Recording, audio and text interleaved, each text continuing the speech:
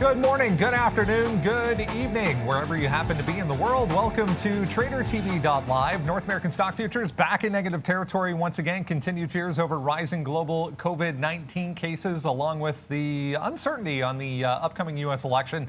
Less than a week to go here before the election in the U.S. has investors a little bit weary currently. We had daily U.S. coronavirus cases rising to their highest daily average over the past week ever. Record average of 69,967 over the past 7 days. Hospitalizations up 5% as well through 36 states. So still not good on the COVID-19 front. Investors also mulling through the largest batch of earnings reports this season so far, including Microsoft. We'll have a look at Microsoft trading lower this morning. Was a decent report for Microsoft. We'll have a look at that. Recent high-flying microcap Socket Mobile back on watch. One of their products getting Apple approved. We'll talk about Socket Mobile. Also, plane maker Boeing reporting this morning. Boeing shares back on the move. There's an IPO today as well, similar to that Lemonade insurance tech company slash insurance company Root, R-O-O-T, on the NASDAQ, set to start trading today. It's Wednesday, October 28th, 2020. TraderTV.live starts now.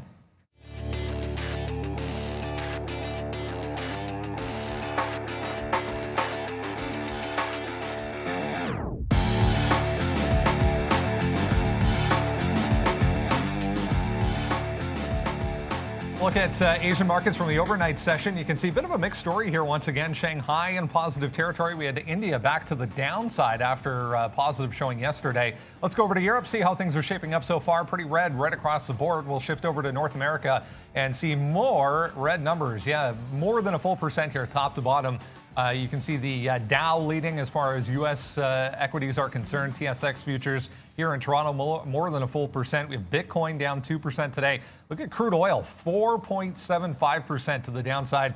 And gold stocks, more than a full percent, or gold prices, I should say, more than a full percent to the downside as well. Yeah, we're under a week, guys, to the election. Good morning. We have lots to look at this morning on the earnings front. Also, some little ones, and that Root should be an interesting opening today.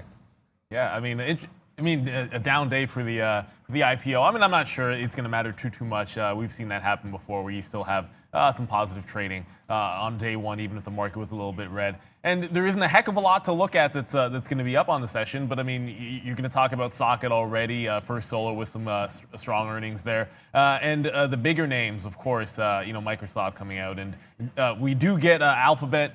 Coming through as well. And so you sometimes see, and everyone sort of notices correlation between, Microsoft search results and then their report first, and then tends to have a correlation with Google search. So there could be a bit of a disappointment coming with those numbers out of Alphabet. So maybe a little bit of that's baked in. Either way, there's going to be plenty to trade today. It was an exciting day yesterday, and today we got an IPO. Just hope it opens up so we can trade it, Sean. Yeah, I mean, we're going to be trading it regardless. Just hopefully, yeah, you're right, it opens up for the show. Okay, we have a big win here. Unfortunately, we got out of some here for 60 cents. We're short Microsoft right now at 208. We're pushing 206.80 right now, so more than $1 in the money on this one to start the day. We'd have more shares, but this little wick here got us out on a bad trigger for a stop loss. But yeah, Microsoft, good report, but like we were saying yesterday, every single tech name, I believe, last earnings report, went south side, even though the reports were pretty good. We saw Netflix fade out last week on not a great report. Microsoft down now 3%, big one. Almost time to buy. I think more near 200. I think we'll start putting some in the portfolio. All right, guys, we'll have a look at Microsoft again here coming up in a few minutes as we get more people joining us this morning. If you are joining us for the first time, welcome. Hit the like button and subscribe to the channel. Also, pick up the watch list, absolutely free. We deliver it to your inbox every single morning before we come on at 9 o'clock. We then spend 9 to 9:30 coming up with a game plan on how we're going to trade all of these. Let's have a look at how traders here at Day Trade the World fared here yesterday. Nice numbers, mostly out of Europe. Once again, you can see Germany here, 13,000, LSE, Paris, 12,000+, NASDAQ. You got to go down to number 3 to get into U.S. markets. Number 6 here, some U.S. As well. So 5 figures top to bottom. We'll scroll down here. Yeah, number 8 before you get under 5 figures on the top 10 list. for traders here at Day Trade the World. Another great day. Here's what's coming up a little bit later on. We have another great video for you. Yeah, multiple time frames. How do you incorporate the higher time frame levels into your intraday trading plan? Where do those levels come into place? How do we trade around those? So that's coming up about 11:40, 11:45. Valeria will have the link in the chat. Speaking of Valeria, let's go over to the desk and say good morning to her. Good morning, Brandon, and hello, everyone. I wish you all a great trading day. Please subscribe to our channel, share the link with friends, and smash the like button. Let's get it started, Brandon. Let's indeed get it started, guys. We'll show another coming up board here a little bit later on this afternoon. 1 p.m., in fact, join us. It's Wednesday. That means it's education time. We're going to talk about, those great topics there. 5 topics coming your way. Join us right here, 1 p.m. live for another recording session of educational topics. Let's get going here. We got lots to get through before the opening. Boeing Incorporated going to be the first one. We talk about, they came out this morning reporting a third quarter loss, $1.39 per share. There's audio on that this morning. That's great. $2.52 estimate, so it was a little bit better than expected. Revenue, $14.1 billion versus $13.9 billion. Still a loss. They said they're going to cut a whole bunch of jobs going through to 2021 to cope with the continued decline in air travel demand, guys. So here we go with Boeing earnings. Yeah. You didn't like that? You didn't like the music or the audio on that That's one? the first time I've ever heard that. I don't know. Is that new, guys? No, I didn't think so. We just don't always have sound with it. I think that's all it is. So, anyways, okay, Boeing. Yeah, let's go over it now while we're here. Why not? Look. More to come on Boeing, obviously. We were talking with some people yesterday that had a 150 peg on this name, and I mean, today you're coming down 1.1%. It's actually not horrible. I mean, if you get our watch list, check it out. It's all written in there, everything they missed. Revenue, $14.1 billion versus $13.9, so they beat in revenue. Cash burn a little bit better as well, 5.4 versus 5.6 or something like that. So it's still in the billions, so still pretty bad. But yeah, I think they'll probably find a base somewhere around 150, even right here, 153. If you look at the daily, we're below this 50 period, which is a little bit disturbing, but so are most stocks right now. We've had a little bit of a decline in the last couple of days. We were above there. It's dropped about $20 in the last 4 or 5 days. This is that bottom of 145. I don't think we test that today, but could be in the very near future. We're below. I'm only going to look for shorts today. Not a great report, and you can see what the market's doing. NASDAQ down 1.5%. So I'd prefer to trade tech stocks, but Boeing already 1 million shares of volume is nothing to sneeze at. So I think we'll look to see Boeing for the downside, and then I'll check out the imbalance locator soon. Yeah, I'm just going to be looking at possibly that 155 where we closed yesterday, see if it pops back in there off the open. And if we get a rollover at that price, I'd be looking to short it. 150 break. I don't know if I'll trade a breakdown trade in Boeing. I think some the tech names, and I was looking at Plug might have a breakdown trade as well. But Boeing, I'd only short it into a pop if I get an opportunity.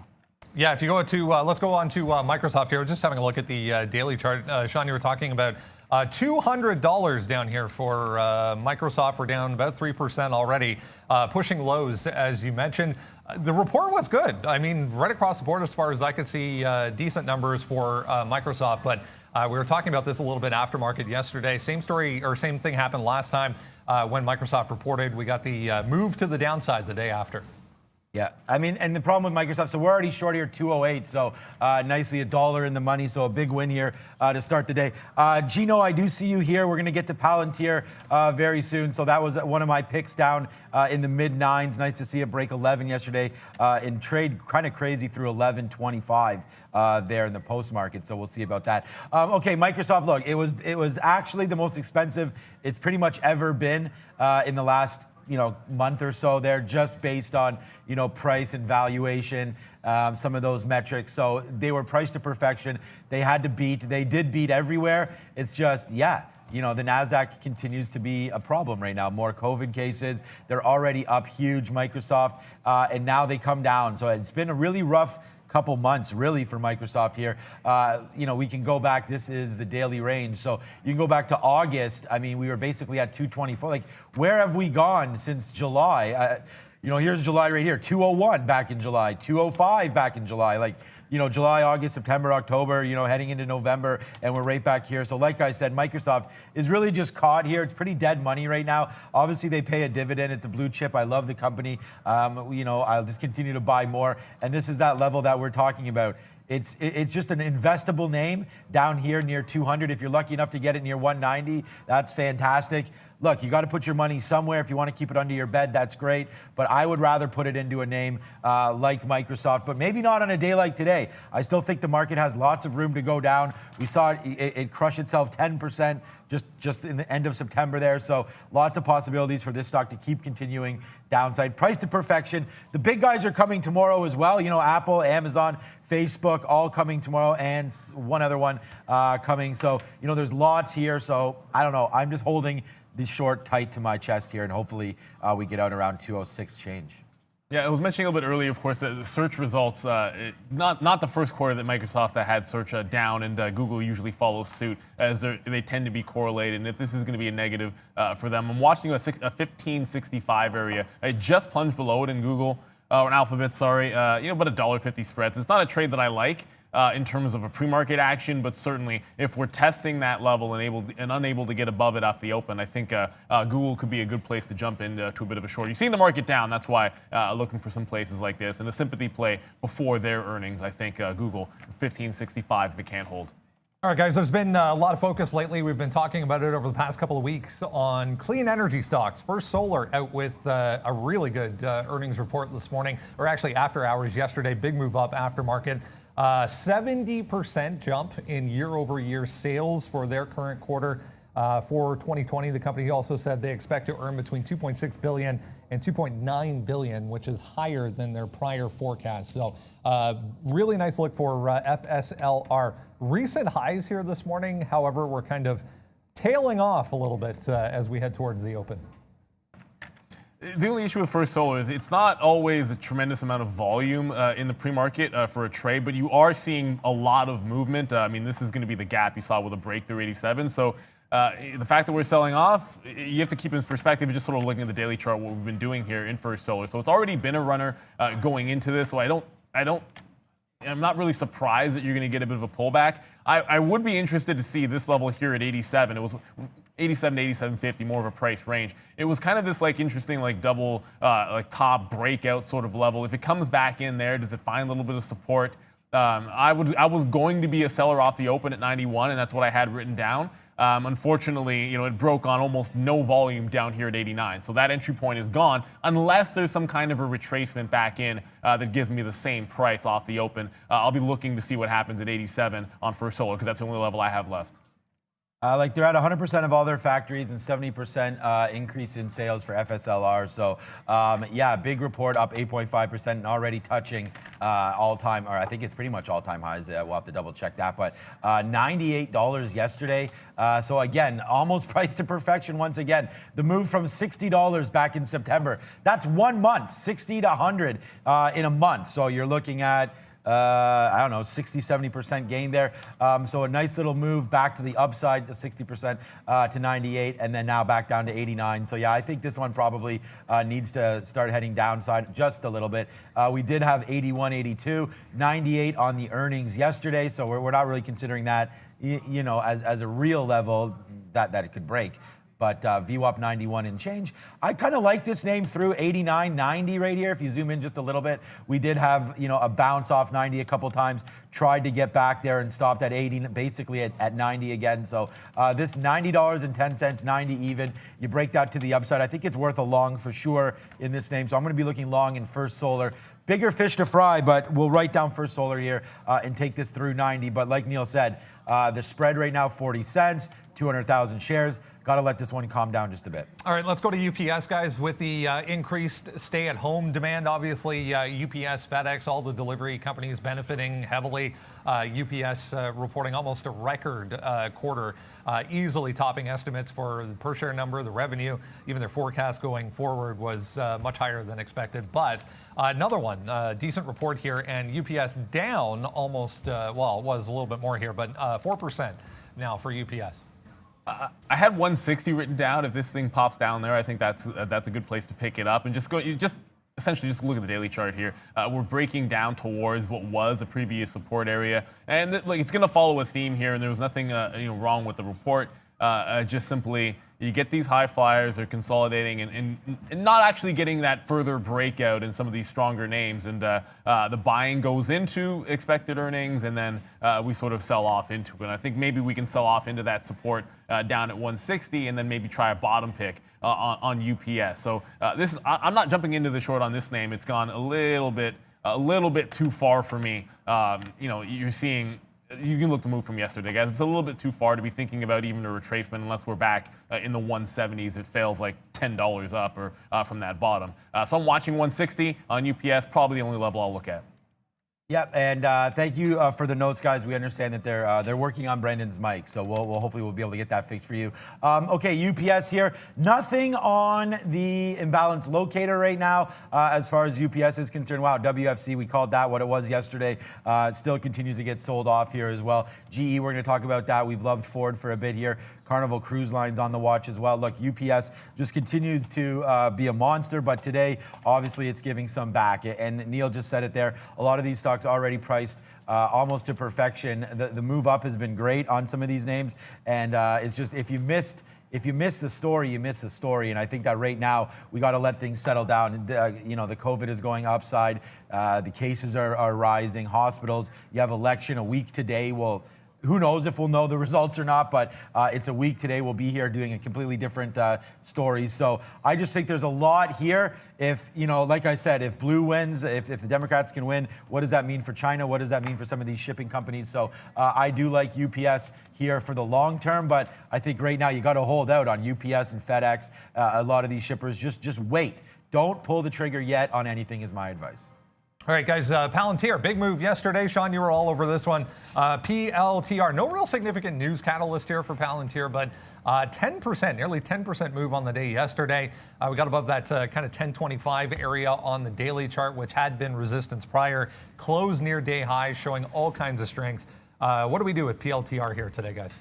You just go long. I mean, honestly, I don't have any problems taking this stock high side. Yesterday, we talked about this 1030 level. Look what happened when it broke. It basically just kept on going. It looked at 1050 a little bit right here. Once it broke 1050 right to 1063, comes back, tests it, rips its head off again, tests it again, rips it off again. And then we had some issues around 11. And then in the aftermarket, we saw it rip up. I don't have the chart here. I canceled it after, well, actually, no way. It's 4 o'clock. We should have seen it. Yeah, it went all the way to 1125 or so yesterday. But okay, the point is here that this is what's happening today, all the way back down. It doesn't matter what it did yesterday. Let's just try to figure out what it's doing today. This is a good spot again, man, 1080. We break through 1080, let's go long. There's lots of opportunities here on Palantir. Recent IPO. Let's check out the daily chart. We talked about buying this down here, 950, 960. I know myself and Greg did exactly that. And we were laughing yesterday when it was at 11, deciding should we take out, our 15 or so % move here on that, and we decided not to. It seems to be a mistake right now today. You could reload, but I'm going to get reloaded anyways. Watch out. I still think we break through $11 today, although I just saw the co-founder on another channel, and he had one of those crazy Zoom backgrounds, so I don't know if I'm going to be too heavily long based on that, but not just kidding. We're not going to make our decisions based on Zoom backgrounds, but I like this breaking here. I'm going to be long Palantir. Oh, the imbalance locator, it was on here, and I think it was a bid. It's gone now. Yeah, a lot of these sells have come in, so I'll find Palantir on here. Regardless, it's not very big. So it was on here as a bid. It was a couple 100,000. I guess that's been paired off. So I like it to the long side. I'm only short Microsoft right now. I know that's a long-winded answer there on Palantir, but I still like it.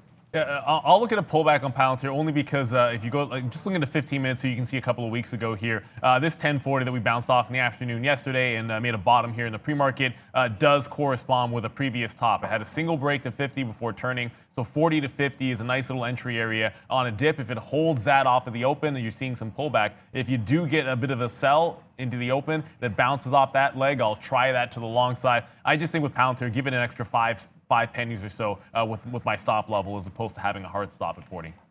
All right, guys, we're getting on a time here. General Electric, decent report for them. They posted a profit versus an expected loss. You can have a look at GE trading higher on decent volume as well. Let's go to Tupperware, though. Big move in the aftermarket. This was kind of under the radar stay-at-home play. Tupperware beating estimates big time, $1.20 per share versus a 37-cent profit expected. Revenue also through the roof as far as forecasts were concerned. So Tupperware, recent highs in shouting distance here, this kind of 27 area, if you go out to the daily chart. Yeah, 27.20 or so on the daily chart is going to be that level. And we had, we talked about a very, very similar play to this. At least we did yesterday. And I think sometimes you'll get these breaks that seem like they can't go too much further. And Tupperware certainly, I think it has a test of that 27. I felt a lot better about it if I could have been buying, below the 26 mark into that break. And unfortunately, if you do get a break of the top here, it's essentially going to be like 26.40 right into the high. So it might be more of a scalp trade on the breakout, which lends me towards trying to be patiently waiting for this turn. There is an opportunity here because it stalled right at this top. And the reason I like this breakout top is, multiple times at 26.40, and then again, we're testing it right now off of the open. If we can't break through, it just seems like it's an obvious place to try to jump into a short. Just be careful of the, just be careful of any kind of short break squeeze to the upside. Have a hard stop at that 26.40 or 50, something along those lines, because you don't want to fight this too hard. What I don't want to see happen on 400,000 volume is a move before 9:30. That's just the only problem, because liquidity is not great on Tupperware, not the most active stock in the world, but today you got to watch it.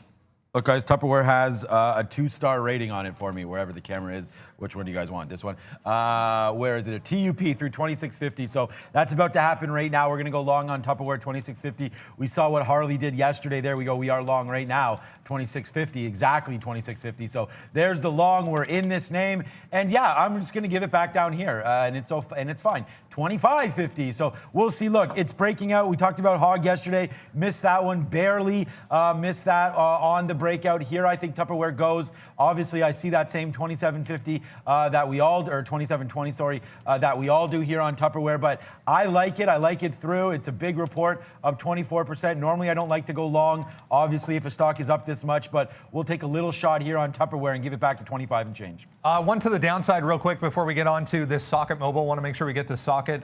Bed Bath & Beyond updating their full year forecast today to the downside. So declining both sales and revenue expected for Bed Bath & Beyond and also same store sales worth mentioning, when the street was expecting a growth. So they were expecting 13.25% to the upside.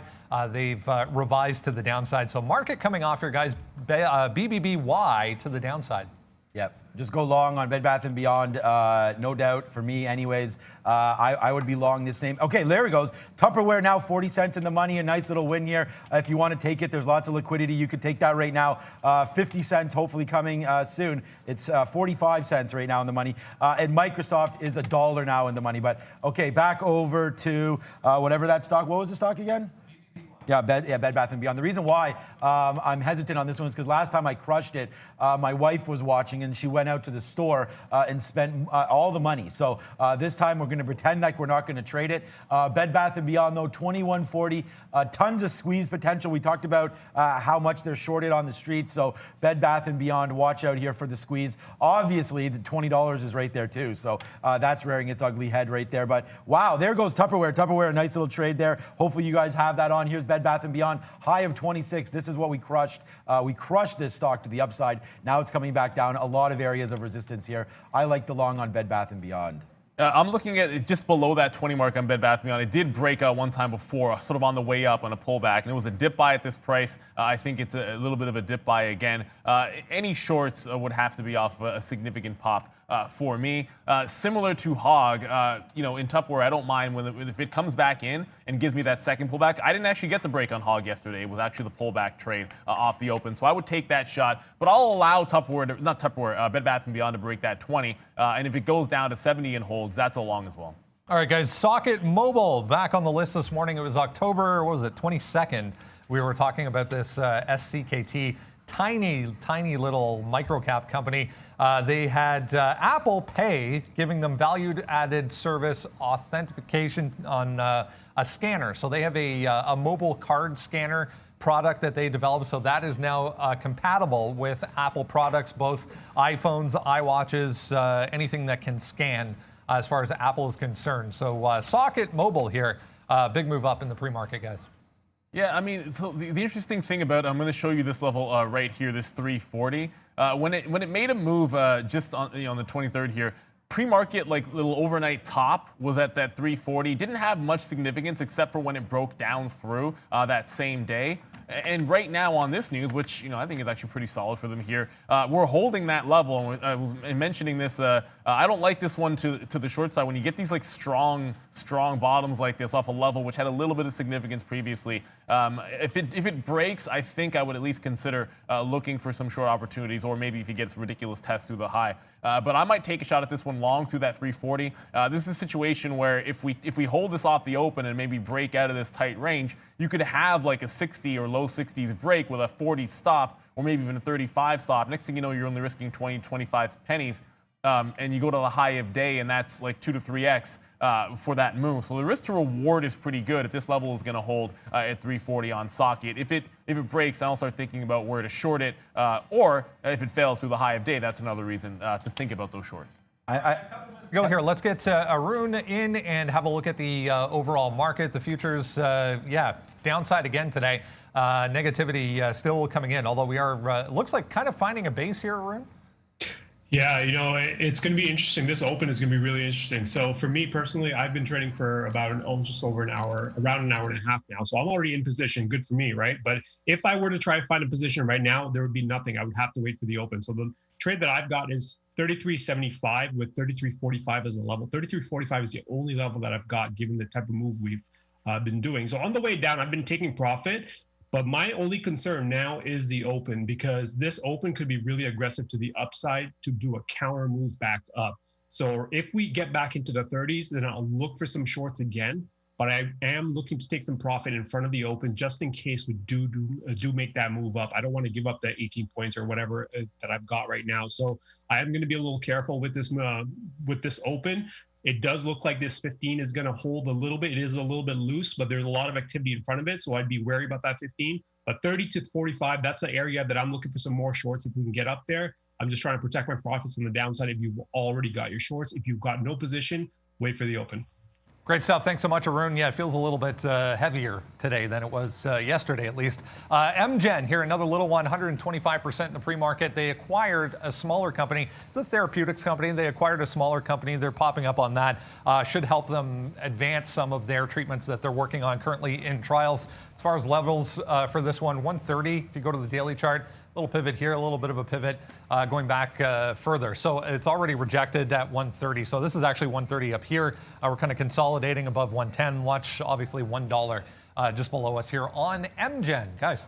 Yeah, well, I want to note here, on that MGen, it's very similar to, not the same type of thing, but similar to socket, with this 110 being a bit of buying. And I entered in that short and sold some in front of that 110 double bottom. I got out so to have a tighter stop going into the open than last time, but I still have some of the position. I'm going to take a break of that 110 if it goes here, and then if it tests this 130 and then doesn't have a chance to break through off the open, I'll slide back into some shares. Another name for our watch list, XSPA. That's another bit of a runner here that's gapping back to the downside or falling back into the downside. And I have that one short at 208. I like it all the way up to this like 210 area. Nice consolidation on XSPA. It's only up 7%, so not quite as big of a mover as like socket and MGen.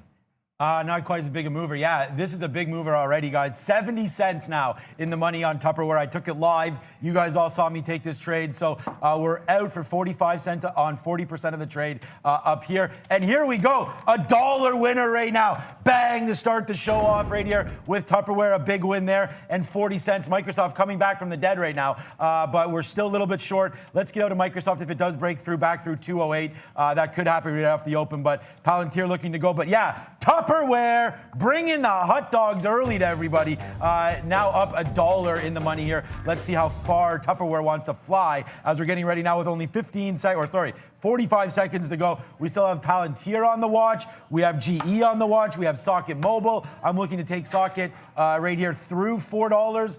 If we can get it through 4, we'll go ham on that one. Already long and out, so made a little bit of money on Socket. No, actually flat on Socket. And just watching Tupperware and Microsoft right now, guys. First Solar bouncing off of 89 here just a little bit, heading into the pre-market highs at 94. So it looks like, that 91, I wanted a test of that level at the open ideally. that was going to be like my key sort of pivot price, just based on some pre-market action and some aftermarket bounce prices. So failure below that would have been a short in front. It would have been a bounce, a breakthrough trade. Now I'm going to be looking to see if it holds it. But wow, market is already open. We missed that bell. Look at that. Sorry, guys. We're going to hit it anyways. Market already open. My eyes are glued to First Solar. I'm looking for a dip back into that 91 price range, guys. We're already talking about that is a key pivot price, and First Solar already starting to go here, about to break the pre-market high. Okay, so Tupperware just rips. Bang! A big winner here for Tupperware to start the day, guys. We're in the money. $2 now on Tupperware. Bang, bang, bang. We tweeted this one out. Big win on Tupperware, in the money. $2+. Microsoft goes upside. We get out of Microsoft. Still a big trade, but this Tupperware trade is the banger of the day right here to start off with. So watch out, guys. Hopefully you have that Tupperware. 26.50 out right there. We hold a very, very small percentage, but there it is right there, starting the day with some backflips. Donkey Kong looking for that to break through. 38. We do like that trade as well. Woo! Yeah, we hear the woos in the background. Thank you, guys. I hope you guys have this with us. But now we're waiting for DraftKings to pop through. $38, guys. I like that long. Failed break on First Solar at that 94, so we're going to go back into that 91 price, hopefully. That's what I've been watching for. I haven't really gone off this level 2 or this chart at any time. But watch out for Socket. That 340 level is what has to test first. And I said I'd take a shot going long in this name as opposed to only doing the retracement short. In front of that, only one price, guys. If it holds, and I'm going to give it a couple of pennies here, like I said to you guys, if it holds, I think we make a nice little run into $4. If it breaks, we'll start thinking about shorts. XSPA working to the downside, as is MGen. But remember, MGen, 110. That's an ad for me. Not taking off. If it breaks that 110, it's a big-time sell. I think you can dump through that price. And we go the falling money down because Tupperware, guys, is now just a rip, like $2.50 there at the top side for $2.29. There goes DraftKings as well. Let's get some out if we can there. It stops at 38.20. We go long at 38.03 there. So boom! This day just keeps on getting better and better and better as the money keeps spinning around for us. $3 now in the money on Tupperware. More than $3 in the money on Tupperware. And DraftKings, a nice little out there at 38.20. Let's keep this party going to the north side here on DraftKings. If we can, this has been a dog, so we've got to take some profits, guys. Just going to go back over to Palantir, guys. You talked about this.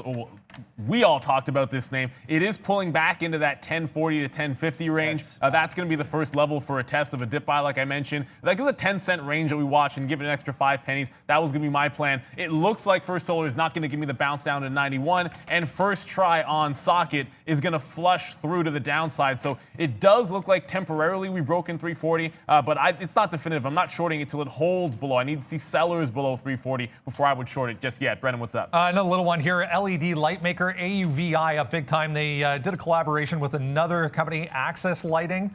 So it was up way more than this, but another one off better part of $4 already to the downside on AUVI, guys.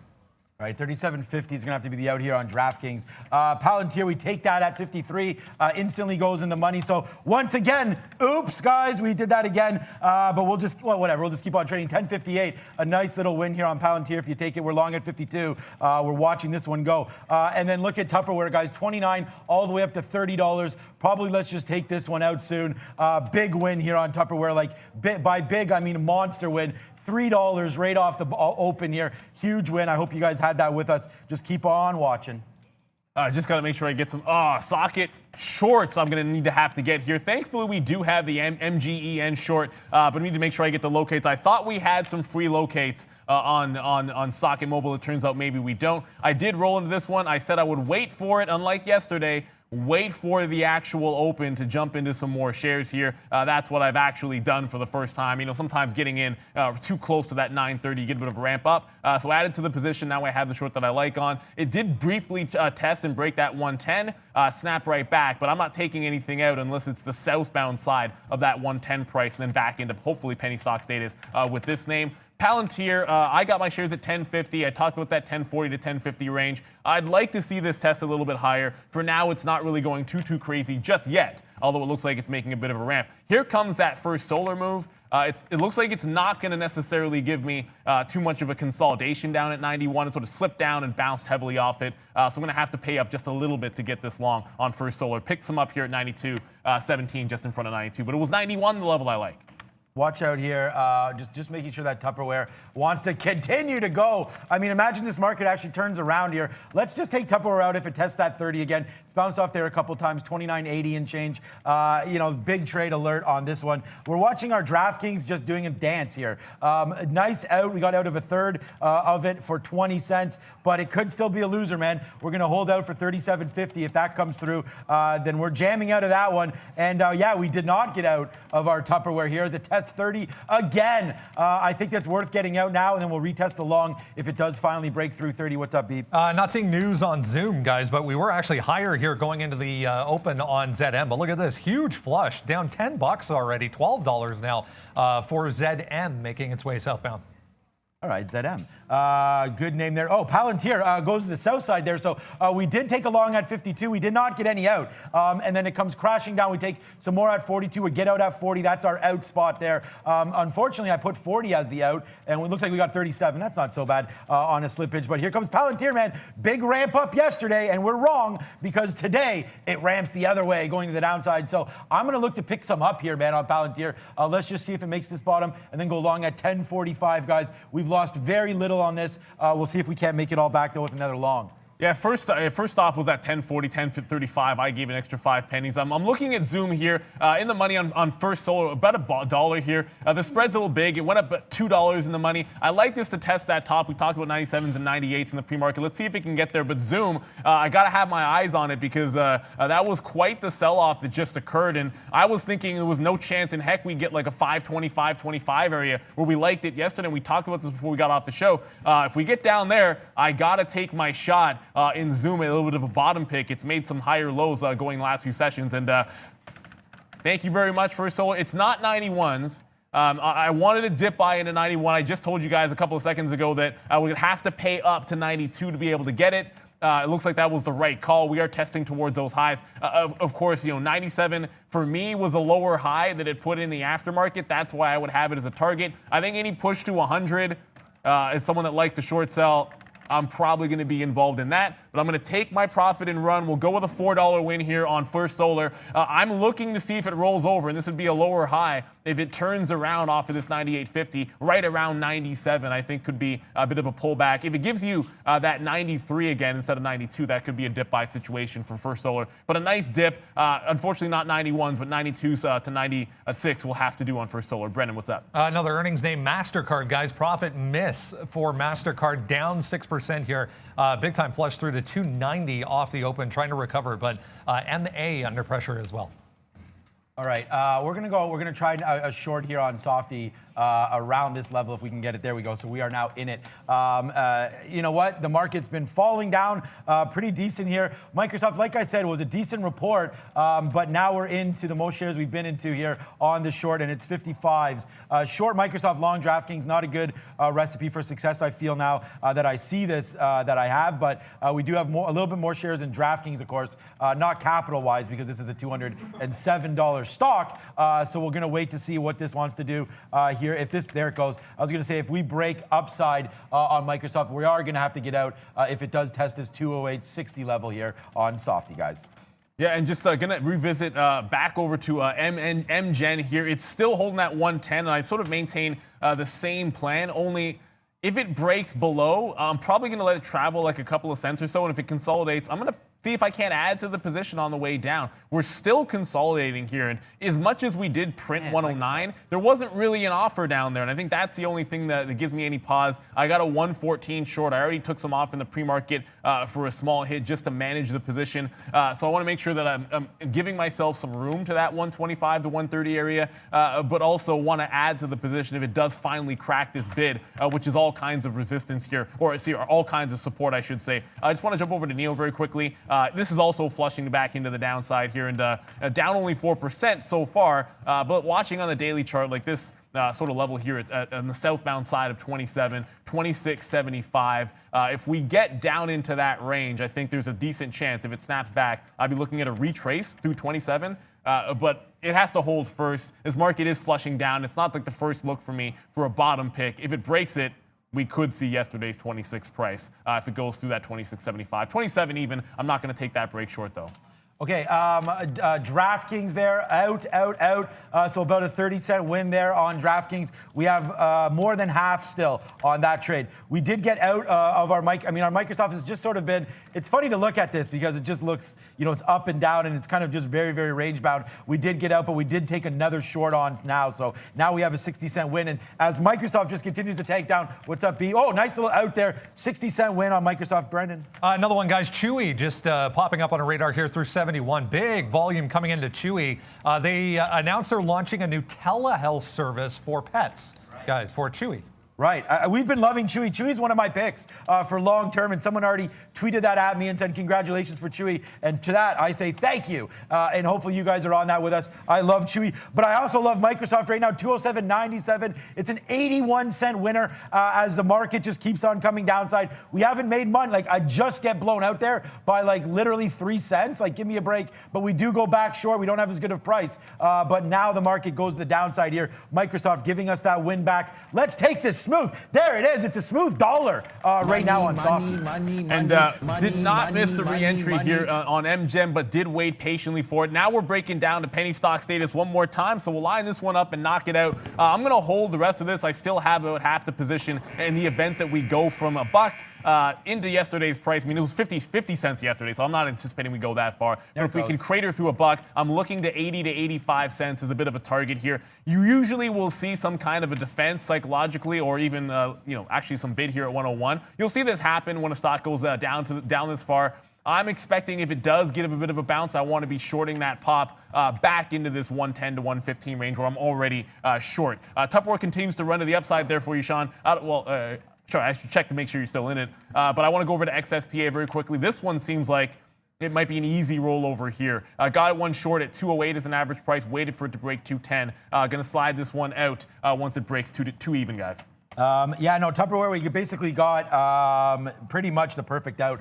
Slayed the dragon there, 209. 29.50 out of Tupperware, and you are welcome a million times over there for the contribution. Thank you so much, Monkey Shiner there. And yeah, look, I'll give that tip to you guys all day, every day. Tupperware on the watch list. Make sure you do sign up for that and hit those names with us and hit them hard if you can. Microsoft, there's that 90. Is it 90? No, it's more than that. It was a $1.08 win there. $1.08 win on Microsoft. That might not seem like a lot, but the range today is $1. So top to bottom, not bad. And we're still waiting for DraftKings going to the high side right now. We're waiting in the 40s. Long 38. This sell-off is overdone. Give me those 44s, baby.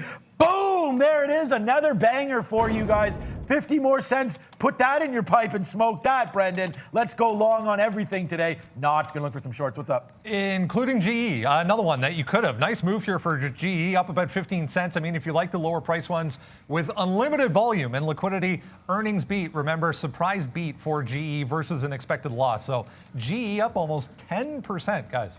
That is. And a bit of an adjustment here is something goes into penny stock status. You're going to look at a level 2. It's a bit different. It gets a little choppy here in the NASDAQ where you start trading by tenths of a cent, but that's okay. All the structure is still the same.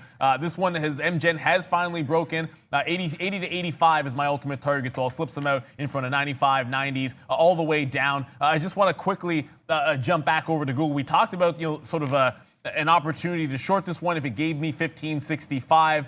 It didn't really give you any opportunity to get into that price. That was sort of the price that I was looking at as a sympathy play. Obviously, they haven't reported yet, Alphabet, but with Microsoft coming down and the market coming down, it seemed like a spot to pick up. If it comes back into that range, 1565 is sort of the price that I like to defend, at least in terms of a short trade on Alphabet, guys. Look, guys, glad I'm making you laugh, and good thing these calls are making you a little bit of money. And I say what up to Sergio Bruno. Thanks for the contribution. $5. Hey, if you're short with me at 28, 208.50, welcome to the jungle, man. You got $1 profit right now on Softy, so you're short with me at 208.50. Here we go. I got 207.97 on right now because we did get out. I did have a little bit too many shares there, but I'm not sure why that ticked me out, but whatever. I guess it was the high of the day that we got triggered out on here, 208.80. That didn't even happen. So now we're short anyways, 75 cents in the money, and it's nice to see that you are as well there, Bruno, at short with me, 208.50. So good thing you guys are taking some of those trades with us. We've already got the Tupperware contribution there, so thank you for that one as well. And now your boy goes into Palantir. So let's see. DraftKings ripping to the high side here. Palantir, we're long. The most shares we've had today, and this name is right now breaking back through 45. When I believe in this name, I told you I believed in it, so we're going to put some risk on. If I lose, I lose. Yesterday's a big day. I've got this low in my account. Let's run Palantir to the high side, and there goes DraftKings, man. It's just a money kind of day around here, Neil. Let's go. Yeah, I mean, going to be up on the day, obviously, with the moves that you're seeing happen. Only that socket, I still don't have locate, so I can't go short. Unfortunately, it's going to be is what it is. But First Solar, retest of 97 coming up here. Just remember, there was this top in the aftermarket. It didn't actually get to 100, so 98.50 does loom. But if 97 does break, I'll jump back into it. I would take a first shot shorting it on a bit of a rollover, but I wouldn't like that nearly as much as defending like a 100 level or defending yesterday's high. But just watching First Solar for a second long entry if it breaks 97. And Palantir, guys, ripping to the high side. The money, that's why we do the money falling down, guys, because today we'll explode some and then we'll throw over to Brendan.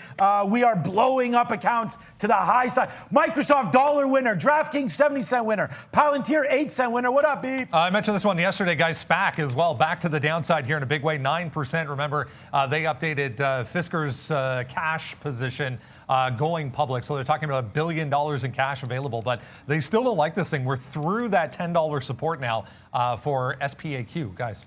Wow, SPAQ. Palantir going, ripping. Microsoft Tank City now.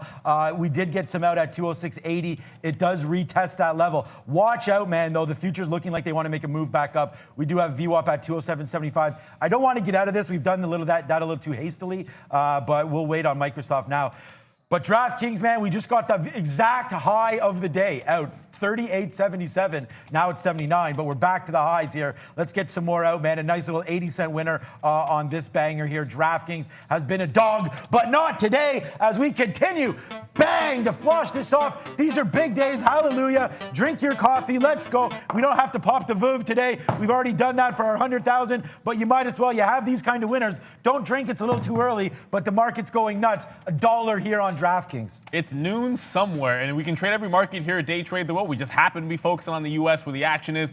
First Solar is also where the action to the upside. In this down market, there isn't a heck of a lot that's going to be a runner. Obviously, this is going to be one of them. 97 break just happened. I took this one, got slipped to 97.12. As I mentioned, 98.50, a bit of a top. So halfway there, I will take some profit in between there. So like call it 97.75. That's the reason for a bit of an out, anticipating that it could fail lower. If it breaks through the top, I want to be holding through a top break. So if it breaks out 98.50, I'm looking to hold this long through that instead of taking it off on the way to 100. Otherwise, I can give this one all the way back to 96. It's not about playing with house money. It's just about understanding that the potential upside, if this continues to push and break 98.50, to me is clear that it should test 100 on that level and worth that $1 of risk. Brendan, what's up? Another one holding up very nicely so far. Peloton, guys, up 1%, even with the market down 122. Ended up being a decent spot there for Peloton. We're right at resistance, though, on the daily chart. All of those kind of stay-at-home names starting to pop up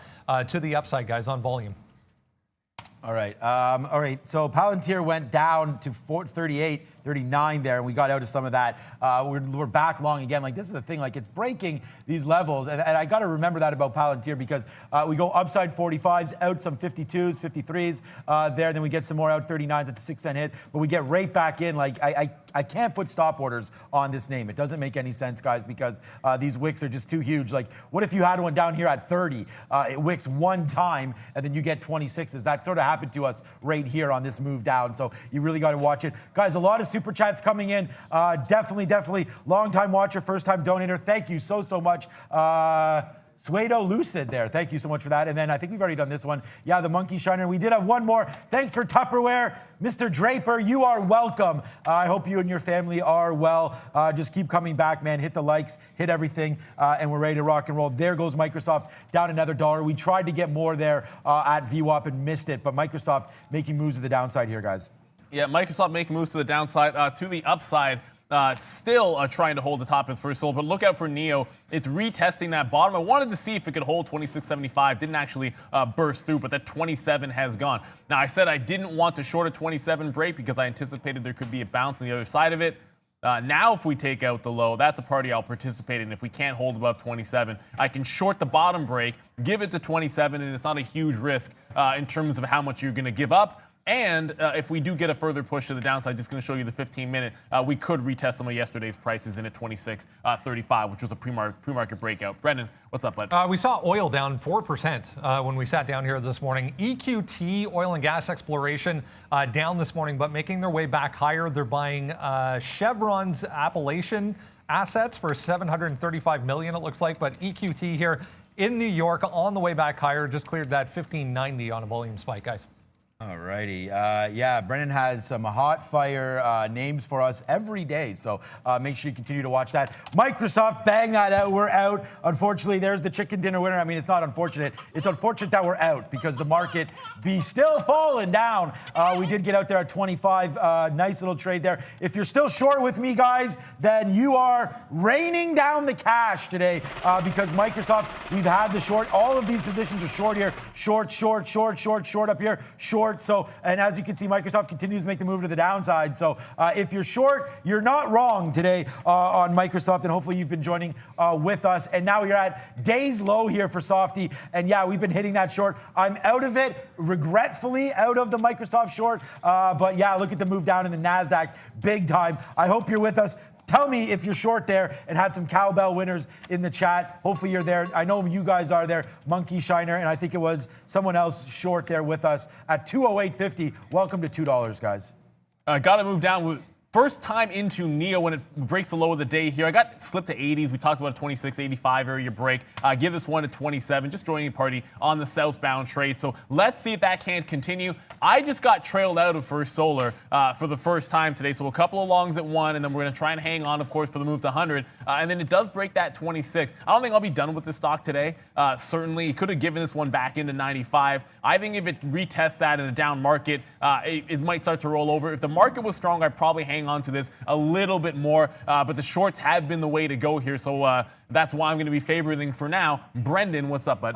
Just saw this Digital Ally, if you remember, DGLY, big move up yesterday. This was 245, so late in the session yesterday, had a big move up. They did a deal or a combination of a deal for a contactless temperature gauge product that they have. So apparently they have one of those laser guns, I guess, that can take your temperature. So they're selling that back to the top end of the daily range here, but down on the day, just popping up on a volume scanner, guys. DGLY.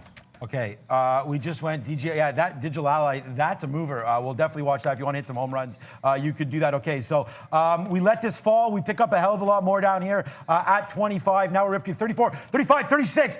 Boom! We're making back everything right now on Palantir as we continue to go high side. We're long now at 29, but another reload at 25. That's why our average price is 29, and we've gotten some out there 30s, 31, 32s, and then again at 35. So let's see if Palantir can't make that move back. You do see what happened here to the market. It is getting murked to the downside right now. So let's just hold our cards a little close right now and just make sure we take out some profits. We don't need Palantir to go back up to 1070, although I think it happens. But not with this market falling down, guys. So watch out. Let's just take out some of these trades. We're long right now only at 29.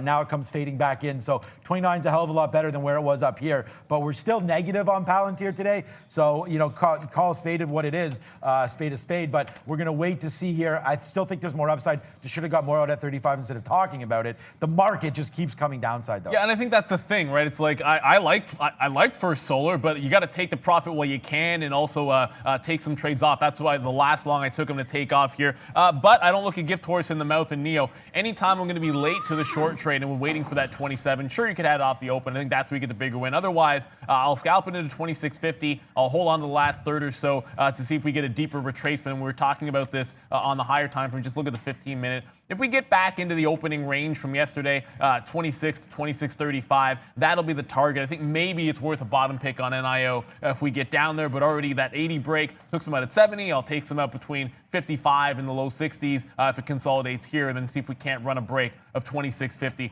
It's all shorts. MGen is stalling out at $1. We anticipated that could happen. XSPA stalling out at $2. Now, this is a little bit less volatile, and a lot less volatile is the way to put it here. So on a 2-even break, I feel like a few stops will be broken, and I just already have some bids. So when it does happen, I don't have to watch this one. I can just watch it slide down or have it slide down in the money and fill my orders as they go. So no need to have a level 2 or too much attention paid to it. I do want to jump over to UPS very briefly. Thought there might be a bit of a consolidation at 160. It broke, and 160 is ending up being some resistance on UPS. This market could turn around. I would like this one to the long side, but I thought we'd hold above 160, not below it. So not the best sign in the world. Thankfully, we got the shorts, and let's slay the Neo Dragon. I shorted Neo and managed to survive it, and I still don't have my T-shirt. Right, I was give gonna me say, that where's one, the guys. T-shirt? Down to 26.50, now 25 cent one, hanging on for 26.50 break. Target range for the bottom is 26 to 26.35. Yesterday's opening or pre-market range. Brennan, what's up? Another one's high flyer, guys. Astrotech, if you remember, ASTC up 13% today. They make PPE. Just about to break through this 240 pre-market high here on decent volume as well. Just going to check the news. Don't see anything on first glance, but ASTC, guys. Okay, yeah, I was looking for my mouse there on the wrong screen, of course. Okay, Palantir making moves to the high side. We've already talked a little bit about that name and why we do like that, but we've been getting smoked on it, trying to defend the longs, and now I'm going to just probably give it one last shot here through 10.10. We did go long again at 10.17, but this is the only negative. Well, Microsoft's slightly negative, but we do have that name on board. So Palantir now going back to the high side. We're long at 18, and we do like it. The other update is DraftKings comes down. We get out a little bit. Now we're holding 10% of DraftKings, but you guys know what DraftKings has been all about. No football, no soccer, no basketball, no problem. Well, there's football, but DraftKings still going to the high side. I think it's a good opportunity to build in your portfolio with DKNG, guys. Yeah, you know they love the college sports, right? I mean, college sports is where it's at when it comes to gambling. Someone asked about this, and I didn't see the name, and I apologize for this, on SRK coming off of an offering. The volume actually is pretty good. When I was looking at this in the pre-market, I was sort of saying to myself, is this going to be tradable for me here? Trading to the upside, but I'm looking at this top in the pre-market, and it's a bit of a double top. Also some post-market action around this 34.50. And usually you want to be selling on an offering, so I would take a shot at this one. High of day, technically 35. I think your target range is entering a north side of that 34 to 35. A hard stop at 35 even makes sense to me. Neo, I've moved my stop to in the money. From 27 down to 75, so I'm not going to give this away.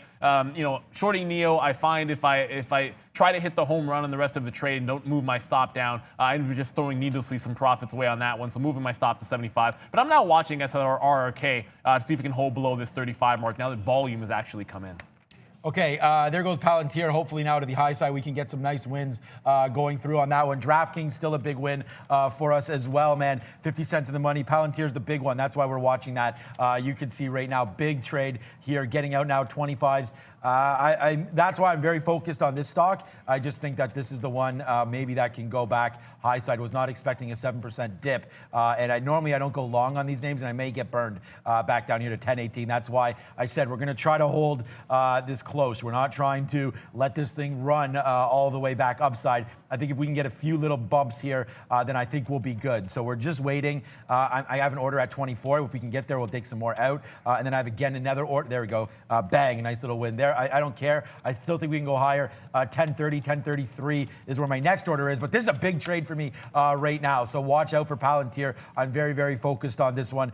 We can go back to Microsoft as well. That downside just continues to go. So we'll rain down the money, man. Our last couple shorts, like these are all short, and short. That's what the purple means. So hopefully you guys are still riding that wave. Yeah, and I talked about this one socket through that 340. That's where I took the long stab and then immediately got stopped out. Didn't have the locates to be able to short this name, but that's the short that we're looking for, obviously. You're seeing it come back down in. 250 yesterday's close. So if it holds $3, maybe there's a re-entry that I can take part in if I get those locates at 340, 350. Otherwise, a $3 break does take you into that 250 mark. So it looks like all systems go on that short trade if you got it. I just reloaded in MGen. I told you guys anticipating a bit of a pop on this if it did hold around that dollar mark, so it takes them out when it broke down to 95, just so that I can reload in front of this 110. This was support that I'm looking to turn into resistance. I won't give it. If it breaks 115, I'd rather take another short off that 125 to 130 area as opposed to holding this one all the way. So it'll be a tighter stop only because I'm looking for a re-entry on MGen. It's been fantastic. It's been relatively calm. I continue to not want to do this. Look that ugly gift horse in the mouth. And I told you on XSPA, what I would do is have the bids just sitting out there. Yep, they're starting to roll into profitability. It did break $2. Hasn't held below it for now, but I can now move my stop to break even or right around here at this 213, 215 area, as opposed to giving it to 220 now that it's slid in the money. 10 o'clock already, guys. Time for happening now. Let's go to the big screen with Brennan.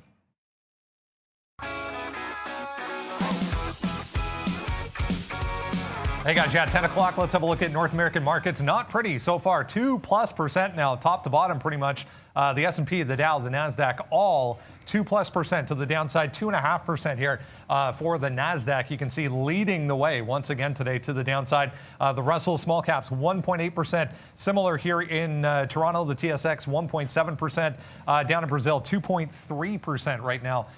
For the BOVESPA. UPS, a couple of things from the watch list, still worth watching here. Have a look at this chart right now. UPS consolidating day lows after, better than expected earnings, but we're right at this kind of congestion area on the daily chart. So caution there, but might give you another push to the downside for UPS. Boeing, another one, better than expected earnings here. Got this thing briefly back into positive territory in the pre-market. No longer, also at day lows here. 150 needs to hold for Boeing, I feel, or it could be downside action. Bed Bath & Beyond, we talked about, they pulled their forecast for the remainder of this year and also next year as well. So big move down here in the pre-market. We're kind of consolidating.